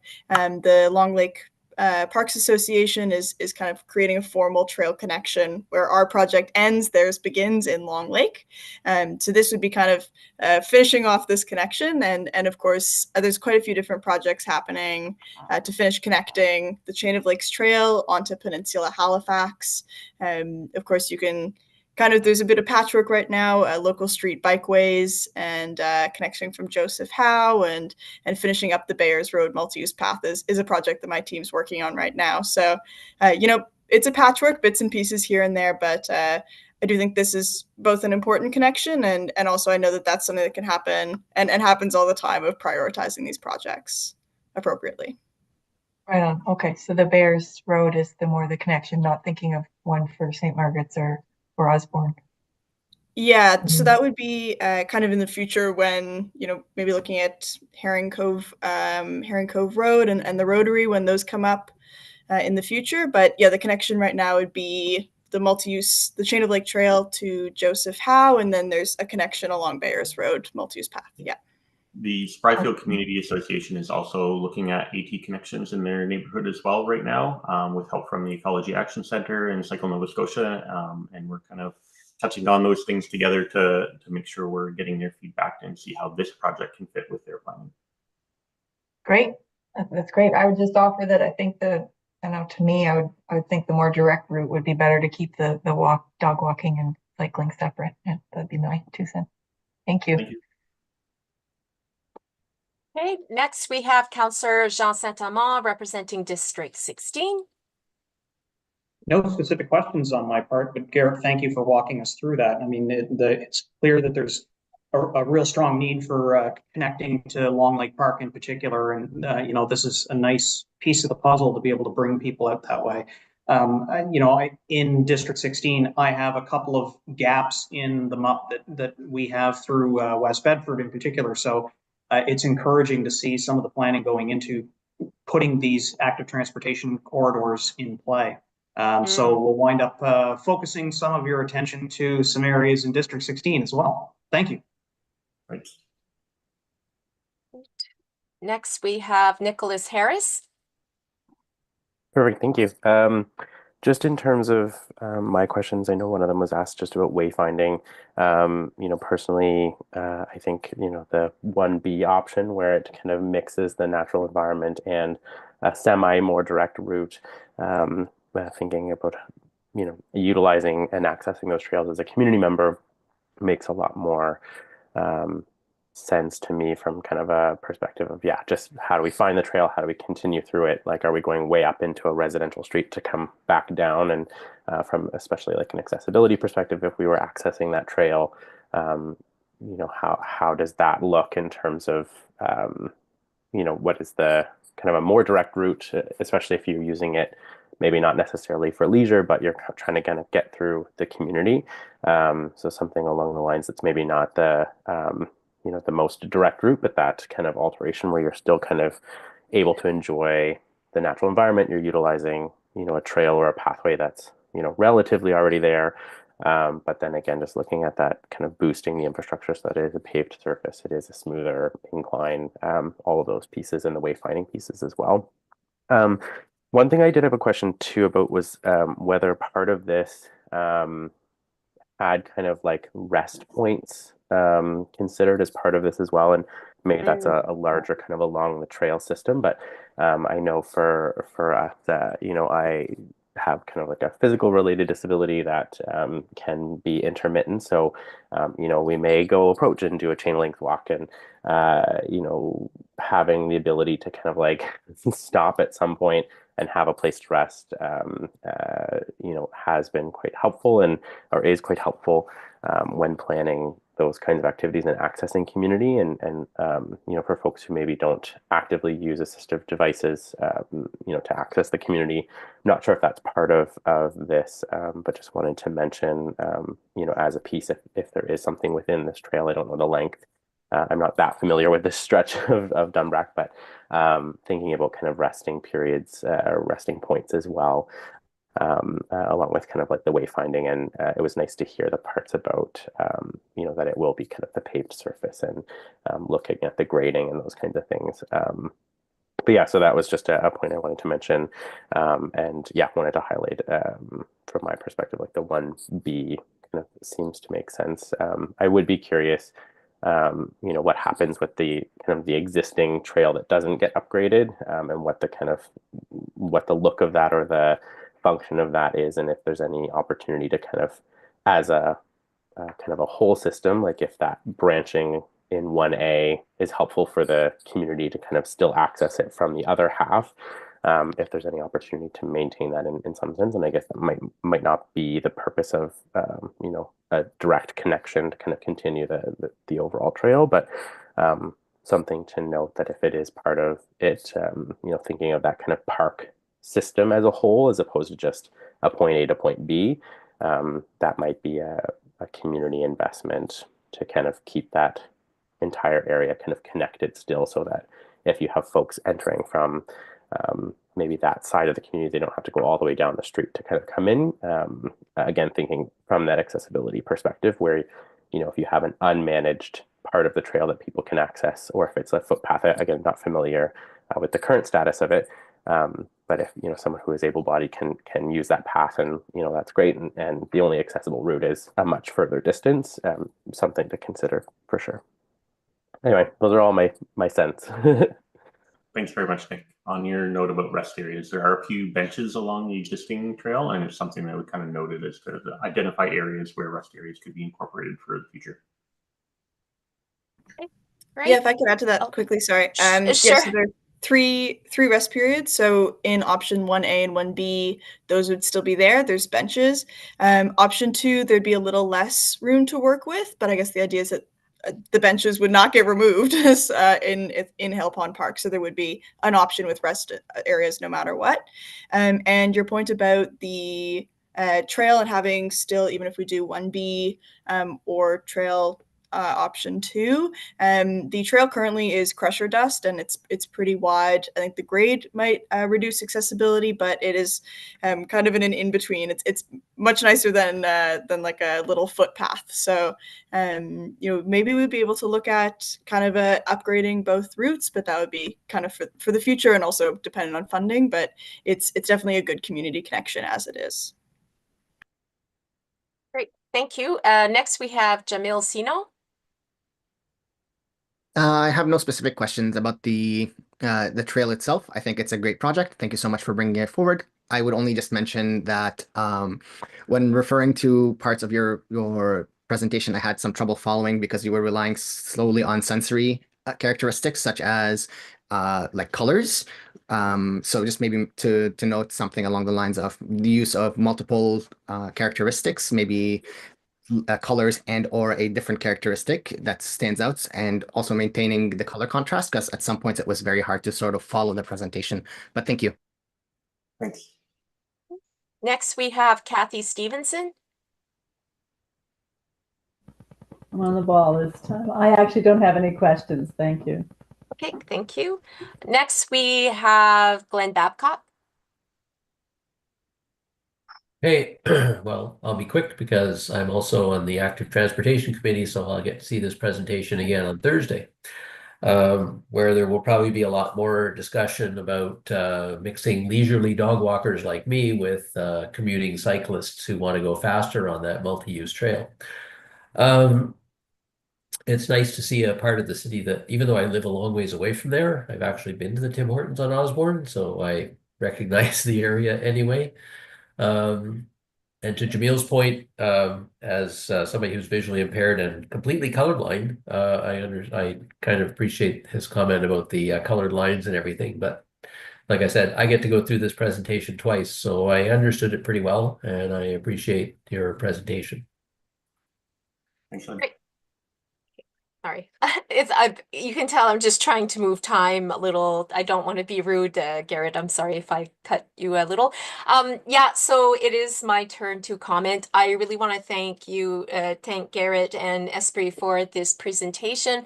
To go along with the presentation, it is a presentation quality. It is something that I appreciate that there was photos of like the intersection, but I think kind of like the nature trail site itself kind of gives more of an idea, because it is true. I'm kind of on the same way. When things are just too much of a graph, I don't really see it. So that's just kind of just a 2 cents as well. And yeah, just I think it's a really great long-term investment. I come from a very small community where we had a dike to cross to the city alongside the Petitcodiac River in New Brunswick. So like these types of trails, I'm all for. I love it. It's a long-term investment because again, the community grows. We don't know what's going to be going on in that area in the future, and it's already off to a great start for the future. So thank you so much for this presentation. We're going to move next on the last item for this evening, which would be the town hall planning. And Elizabeth, are you there to help me with the slides? Because Yep. I had, Hold on thank one you. second there. Sure. And to give context, like a lot of you had, all of you received the slides earlier today. I rounded up some slides like to kind of give us an idea of who we would like as presenters for this town hall event. And I'm just going to wait till Elizabeth has, yes. Okay, great. It appears on screen. So obviously we're all often talking about municipal representation. We've also been talking about wanting to invite provincial representation.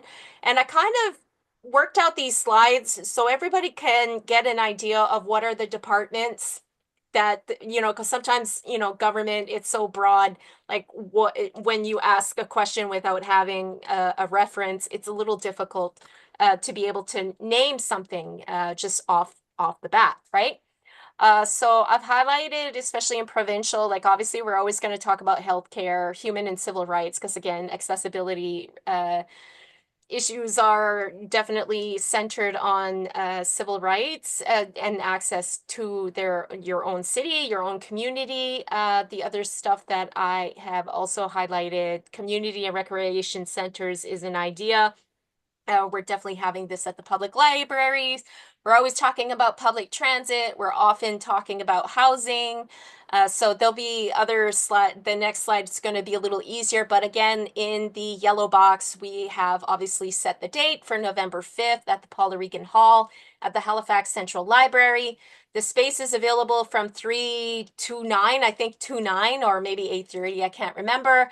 The main presentation we're going to have a main presentation with the possibility of also holding information booths open to the public so you can interact with the invited presenters. So that is also something that we could discuss. We're also looking at having kind of a social where there's also food involved. I'd actually like to even entertain the idea of even having just food with us. And then again, the event is always streamed online for accessibility. We're also looking at holding a watch party at the other 15 Halifax Public Library locations, even discussing the possibility of a conversation circle discussion, even maybe advocacy workshops, who knows. That there is going to be discussed at a later time. But if we go to the second slide. So here too, because again, we have new members and I presented this, I think it was in January, again, too, like for 16 locations, each location has what we call community rooms. So again, I think what we should hope to even achieve this year is to be able to broaden the reach, to be able to have regional representation, especially rural representation. So that's the other idea that I've been kind of like entertaining as well. So yeah, we're going to get to the next slide. For tonight's meeting, it's going to be a little bit more relevant. So last meeting, we were having trouble to kind of figure out what departments we wanted, and we just didn't have a visual idea. So obviously we can talk about Public Works, like what part of Public Works could maybe we receive? Halifax Transit. This one's a little bit more different, property, fleet, and environment, but again, facility design and construction and all of those things can still be quite relevant in terms of accessibility discussion. The next one is parks and recreation. So we have strategic planning and design, recreation programming, regional recreation services, parks. Sorry for some typos. This isn't made to be like a super official presentation. This is just really serving as just a reference. So we also have planning and development, strategic projects, regional and community planning, development services, engineering and building standards, compliance. Like again, a lot of these things sometimes may not be so relevant for what we're trying to achieve with this presentation. I just figure the more information, the more maybe it'll trigger something that somebody would like to share. So obviously too, we have like the Halifax Regional Police Patrol Division, Professional Standards Division. I mean, policing is also a hot topic around the disability community. Community safety is definitely another really good one. Last town hall that we had was in November 2023. We had the Housing and Homelessness Director invited and presented, and it was really well received. So again, we can look at all of those things. The next slide, but we're going to return to this one right after, like we'll hold it on the screen. But the next slide, again, when we're looking at having provincial representation, the two things that I've been able to kind of find and figure out as maybe good possibilities to invite is the Department of Opportunities and Social Development. This is a long term to say the Department of Community Services. They had a recent name change. Again, this is a very important department for so many disabled people and marginalized people to have access to better living and to have the proper supports to remain well housed and well supported in the HRM. And also the other thing that we have is the Accessibility Directorate that recently we received an email that their first accessibility standard is now law for the built environment accessibility standard, that making buildings and outdoor spaces like trails, parks, and beaches accessible. So there's more that we can share about that. Accessibility, other accessibility topics that the Accessibility Directorate also covers: education, employment, goods and services, which that's something that I'm very interested in, information and communication, and public transportation. So again, like we're going to revert back to the other slide. But for this one here, just to kind of give you guys a grasp, if there's something that you would like to comment about provincial representation, that would be appreciated. So I will stop here and I will give the microphone to Councillor Trish Purdy, representing District 4, on what are you interested in seeing for this year's town hall as presenters? I think you've done an amazing job to kind of capture what we've all said in our comments and putting it all in one spot for us to see. Thank you. Thanks. Yeah. So do you have that's all you have to do you have anything that is there like a department that stands out to you as something that would be useful for this? Excuse me, I'm running out of words tonight, but is there something that you believe that would be worth having at this as an invited presenter for this event? You mean besides what you have here?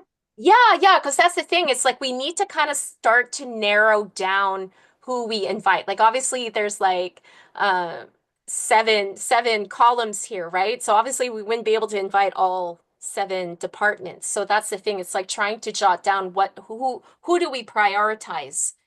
So why can't we invite 7 departments? How many departments have we had before? We've had quite a few. Quite a few? Oh, okay. Yeah, Okay, okay, that's good to know. Because again, it's just like Okay. Because sometimes I feel like there's the pressure of being able to condense this event, because again, it's like the main presentation is usually running for about 2 hours. But I do like your feedback that more is better, because sometimes we Yeah, approach because less it's is a more. panel. So the panel's up there, and then as people in the audience have questions, they're there to answer any questions that may be fired in their direction. So I think it's good to have them all there, and maybe they won't receive any questions, and that's okay. They're just there just in case, right? Right. Okay. Yeah, I appreciate that. Thanks. Yeah, no, it's good. Thank you. Yeah. Okay. Awesome. Thank you. Next, we have Councillor Laura White representing District 7. Can we go to John St. Amand? He's got to go. Oh, yeah, sure. Yes, you can go ahead. Yes, thank you. I only have a moment before I have Oh, to yeah, run no, that to works. my next Yeah. meeting.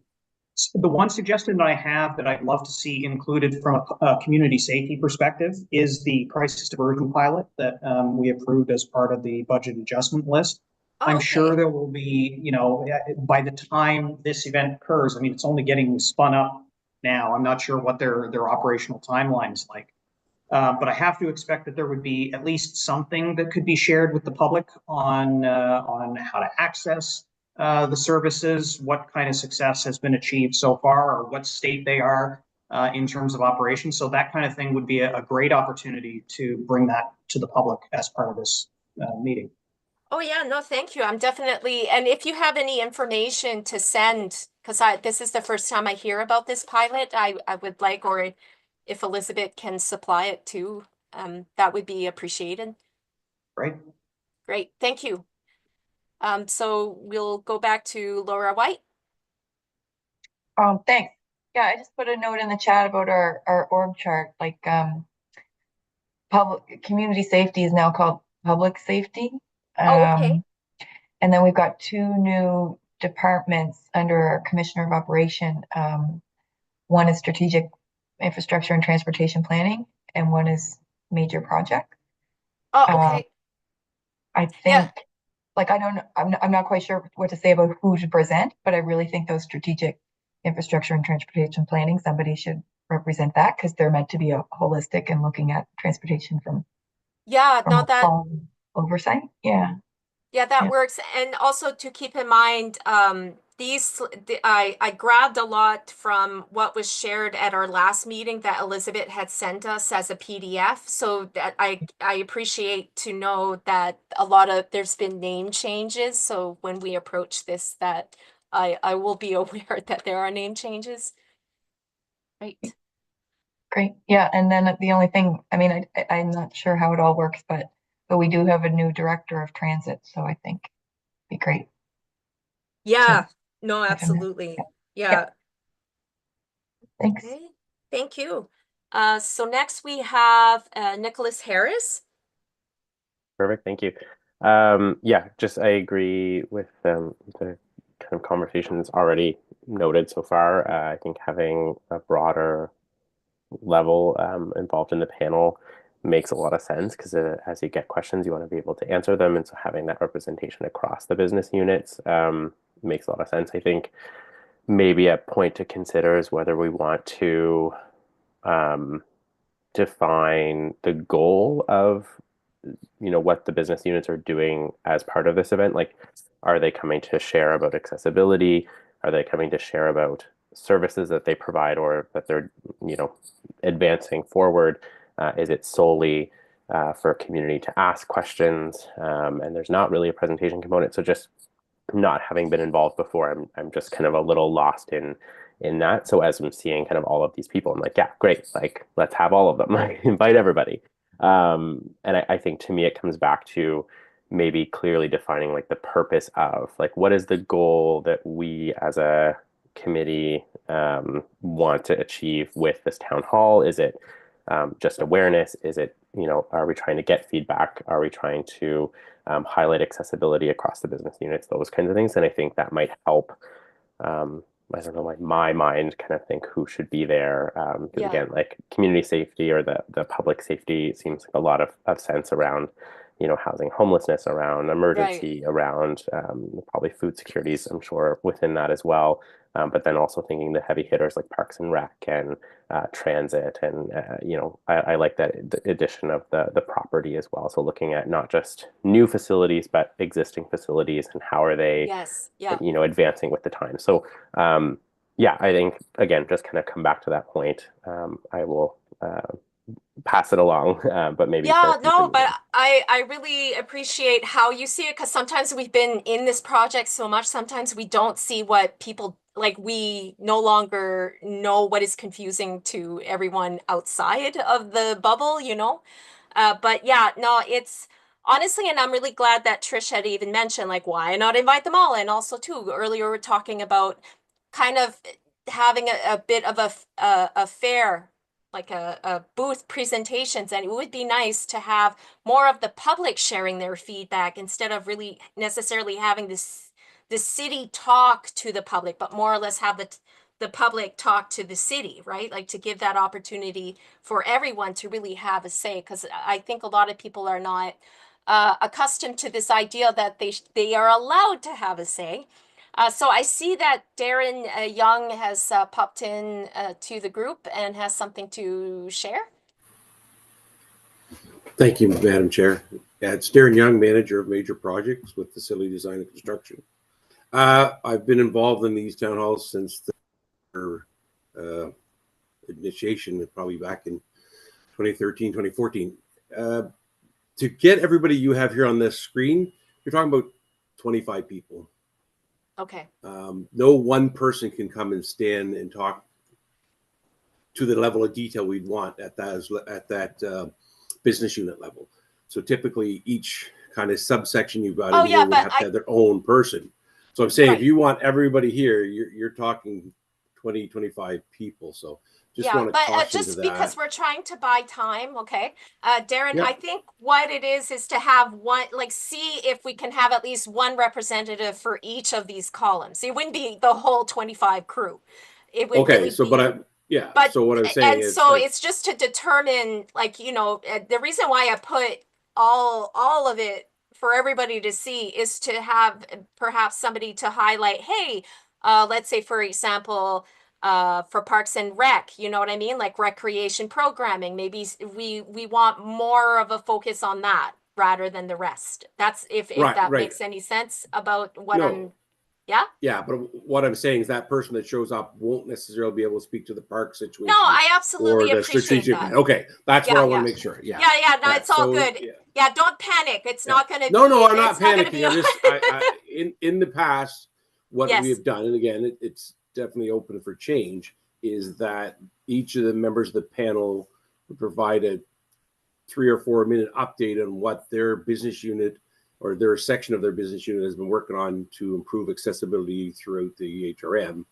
And then after all the panel members, which is typically 7 or 8, have spoken, then we'd open the floor to questions.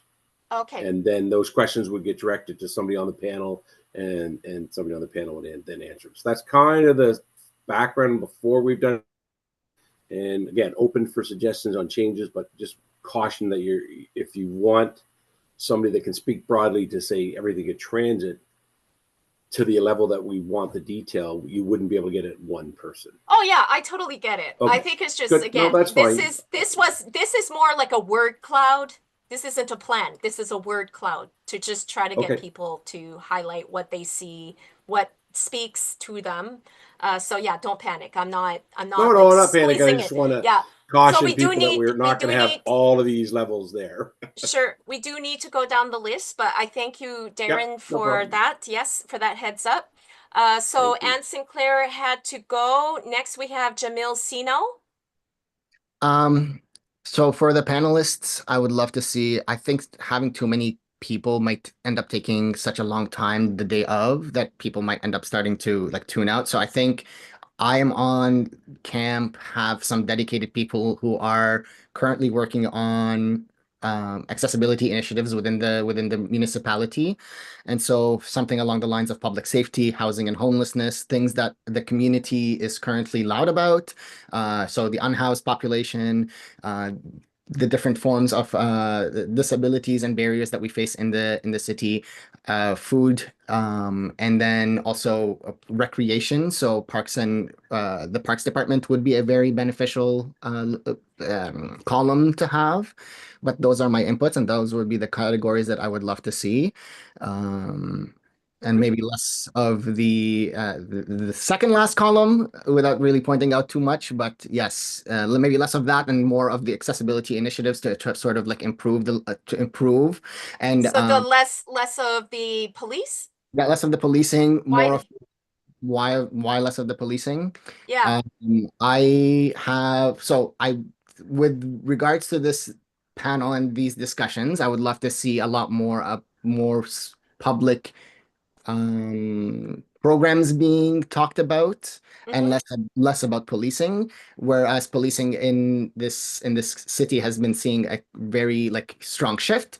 It might be worthwhile having a discussion of what might the police be doing to improve the accessibility of the city and how they deal with the public. But I think that this is a very large topic to have like a conversation about. I'm just giving my opinion, my 2 cents on. I think the panel might be beneficial because I also agree with the fact that it might be very helpful to have the community talk to the panelists and engage with the panelists and not have the panelists just talk at the community. Yes, yeah. And so that would be like sort of what I want to see, like engagements and how to improve third spaces and engagements on how to access third spaces, engagements on how to have the community be more involved and more active within like the spaces that are available around them, and how we can improve like getting there, ensuring that people have a place to be, have a place to sort of like grow, have Halifax be a place where they can start fostering their communities, including people who live with disabilities, and less that would be the subject I would want to sort of like focus in on and sort of like see how we can move that discussion forward.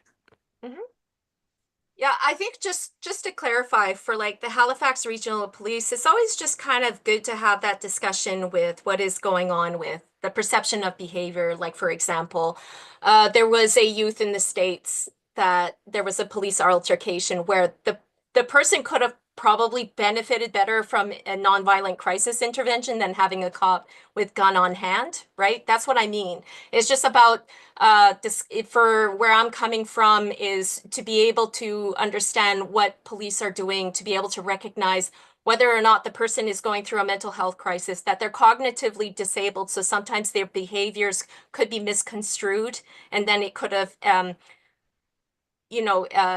excuse me, I am looking for that word, to escalate things further, right? Like, it's about having that conversation of, hey, I guess I know you're looking out for us, but however, like, to judge a person straight off by their behavior, it can get a little messy, right? Like it can become something tragic rather. Okay. So anyways, that's just what I was approaching for the HRP. So we do have to move on because we're 6:07. So we have Kathy Stevenson. I have nothing to add. No? Okay. Thank you. Glenn Babcock. Okay, I'll be quick.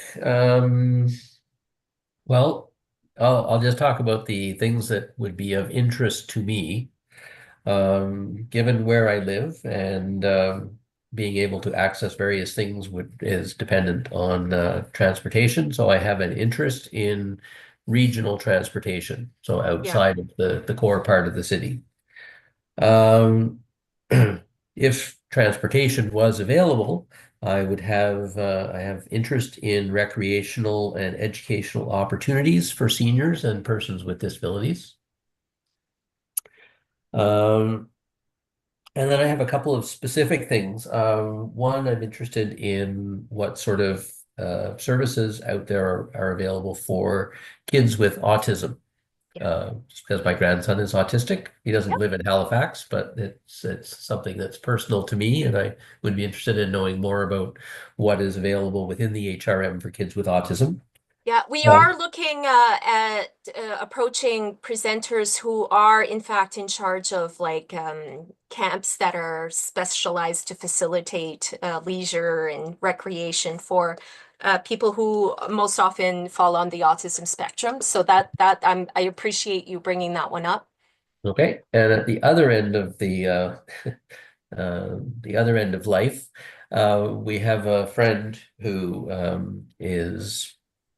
who lives alone and who is obviously developing dementia or has developed a fairly advanced dementia, but is still living on their own. And the difficulties within the healthcare system, they do not have a family doctor because because of their dementia, it's almost impossible to access virtual care.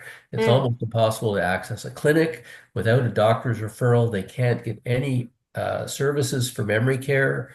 We're trying to stop short of the whole idea of invoking the Adult Protection Act because that just seems too extreme. But the difficulties of somebody in that situation accessing community or city and provincial resources for elder care, memory care, we just don't know where to turn. And I'm sure that it's not that one person alone. I'm sure there's lots of people coming out of the pandemic and with some of the isolation issues we have with people that live in rural communities. I think that dementia and healthcare is a huge issue. Yes, no, I really love that you bring that up. And I think too, if Elizabeth, if you can share the last slide for me.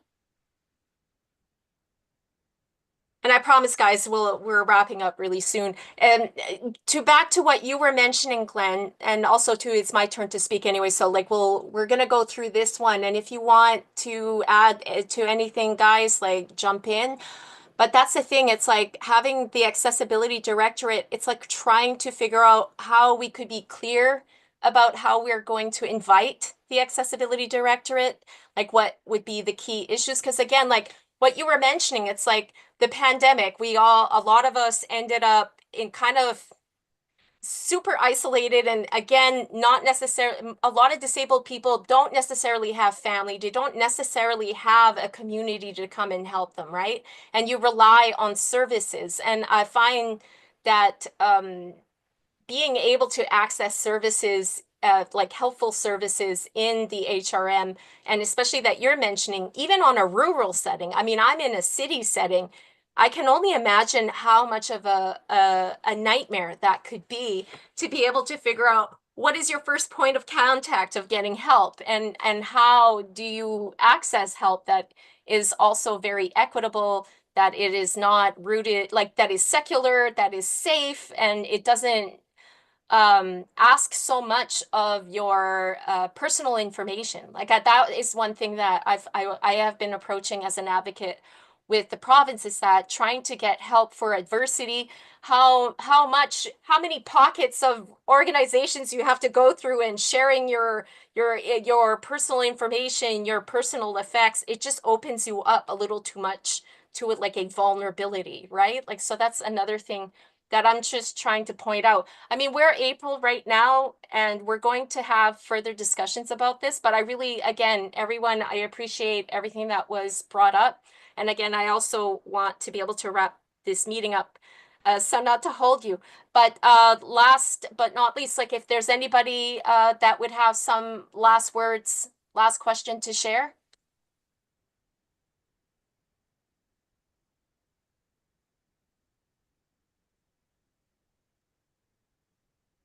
I would love to see some form of crisis intervention that is involved in the city, that is less policing and more along the lines of like mental health and or disability crisis response lines, and have them at the panel, and how people can approach them and what services they sort of offer in the municipality if they exist.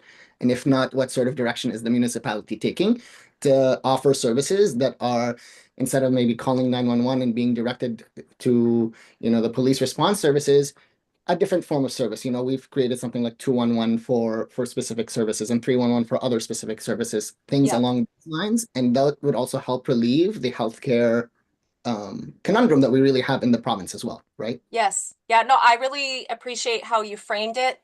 One thing I will always say, I am not a believer of the 211 cent. As an advocate, I don't recommend 211. And that is exactly what I mean. Like, I feel that we're not finding the right services that responds to our needs with confidentiality and safety. So that's, again, I really enjoy how you framed it. I'm going to re-listen again, because that's the thing. It's like we're trying to figure out how to propose to the province, to provincial departments to want to come and present and interact with us as well. So no, this is great. Anyone else? I think we're pretty good. Going once, going twice. Okay, so Melissa, did you have something that you wanted to share? Because I saw in my notes, sorry, I'm clumsy. It's not to leave you out.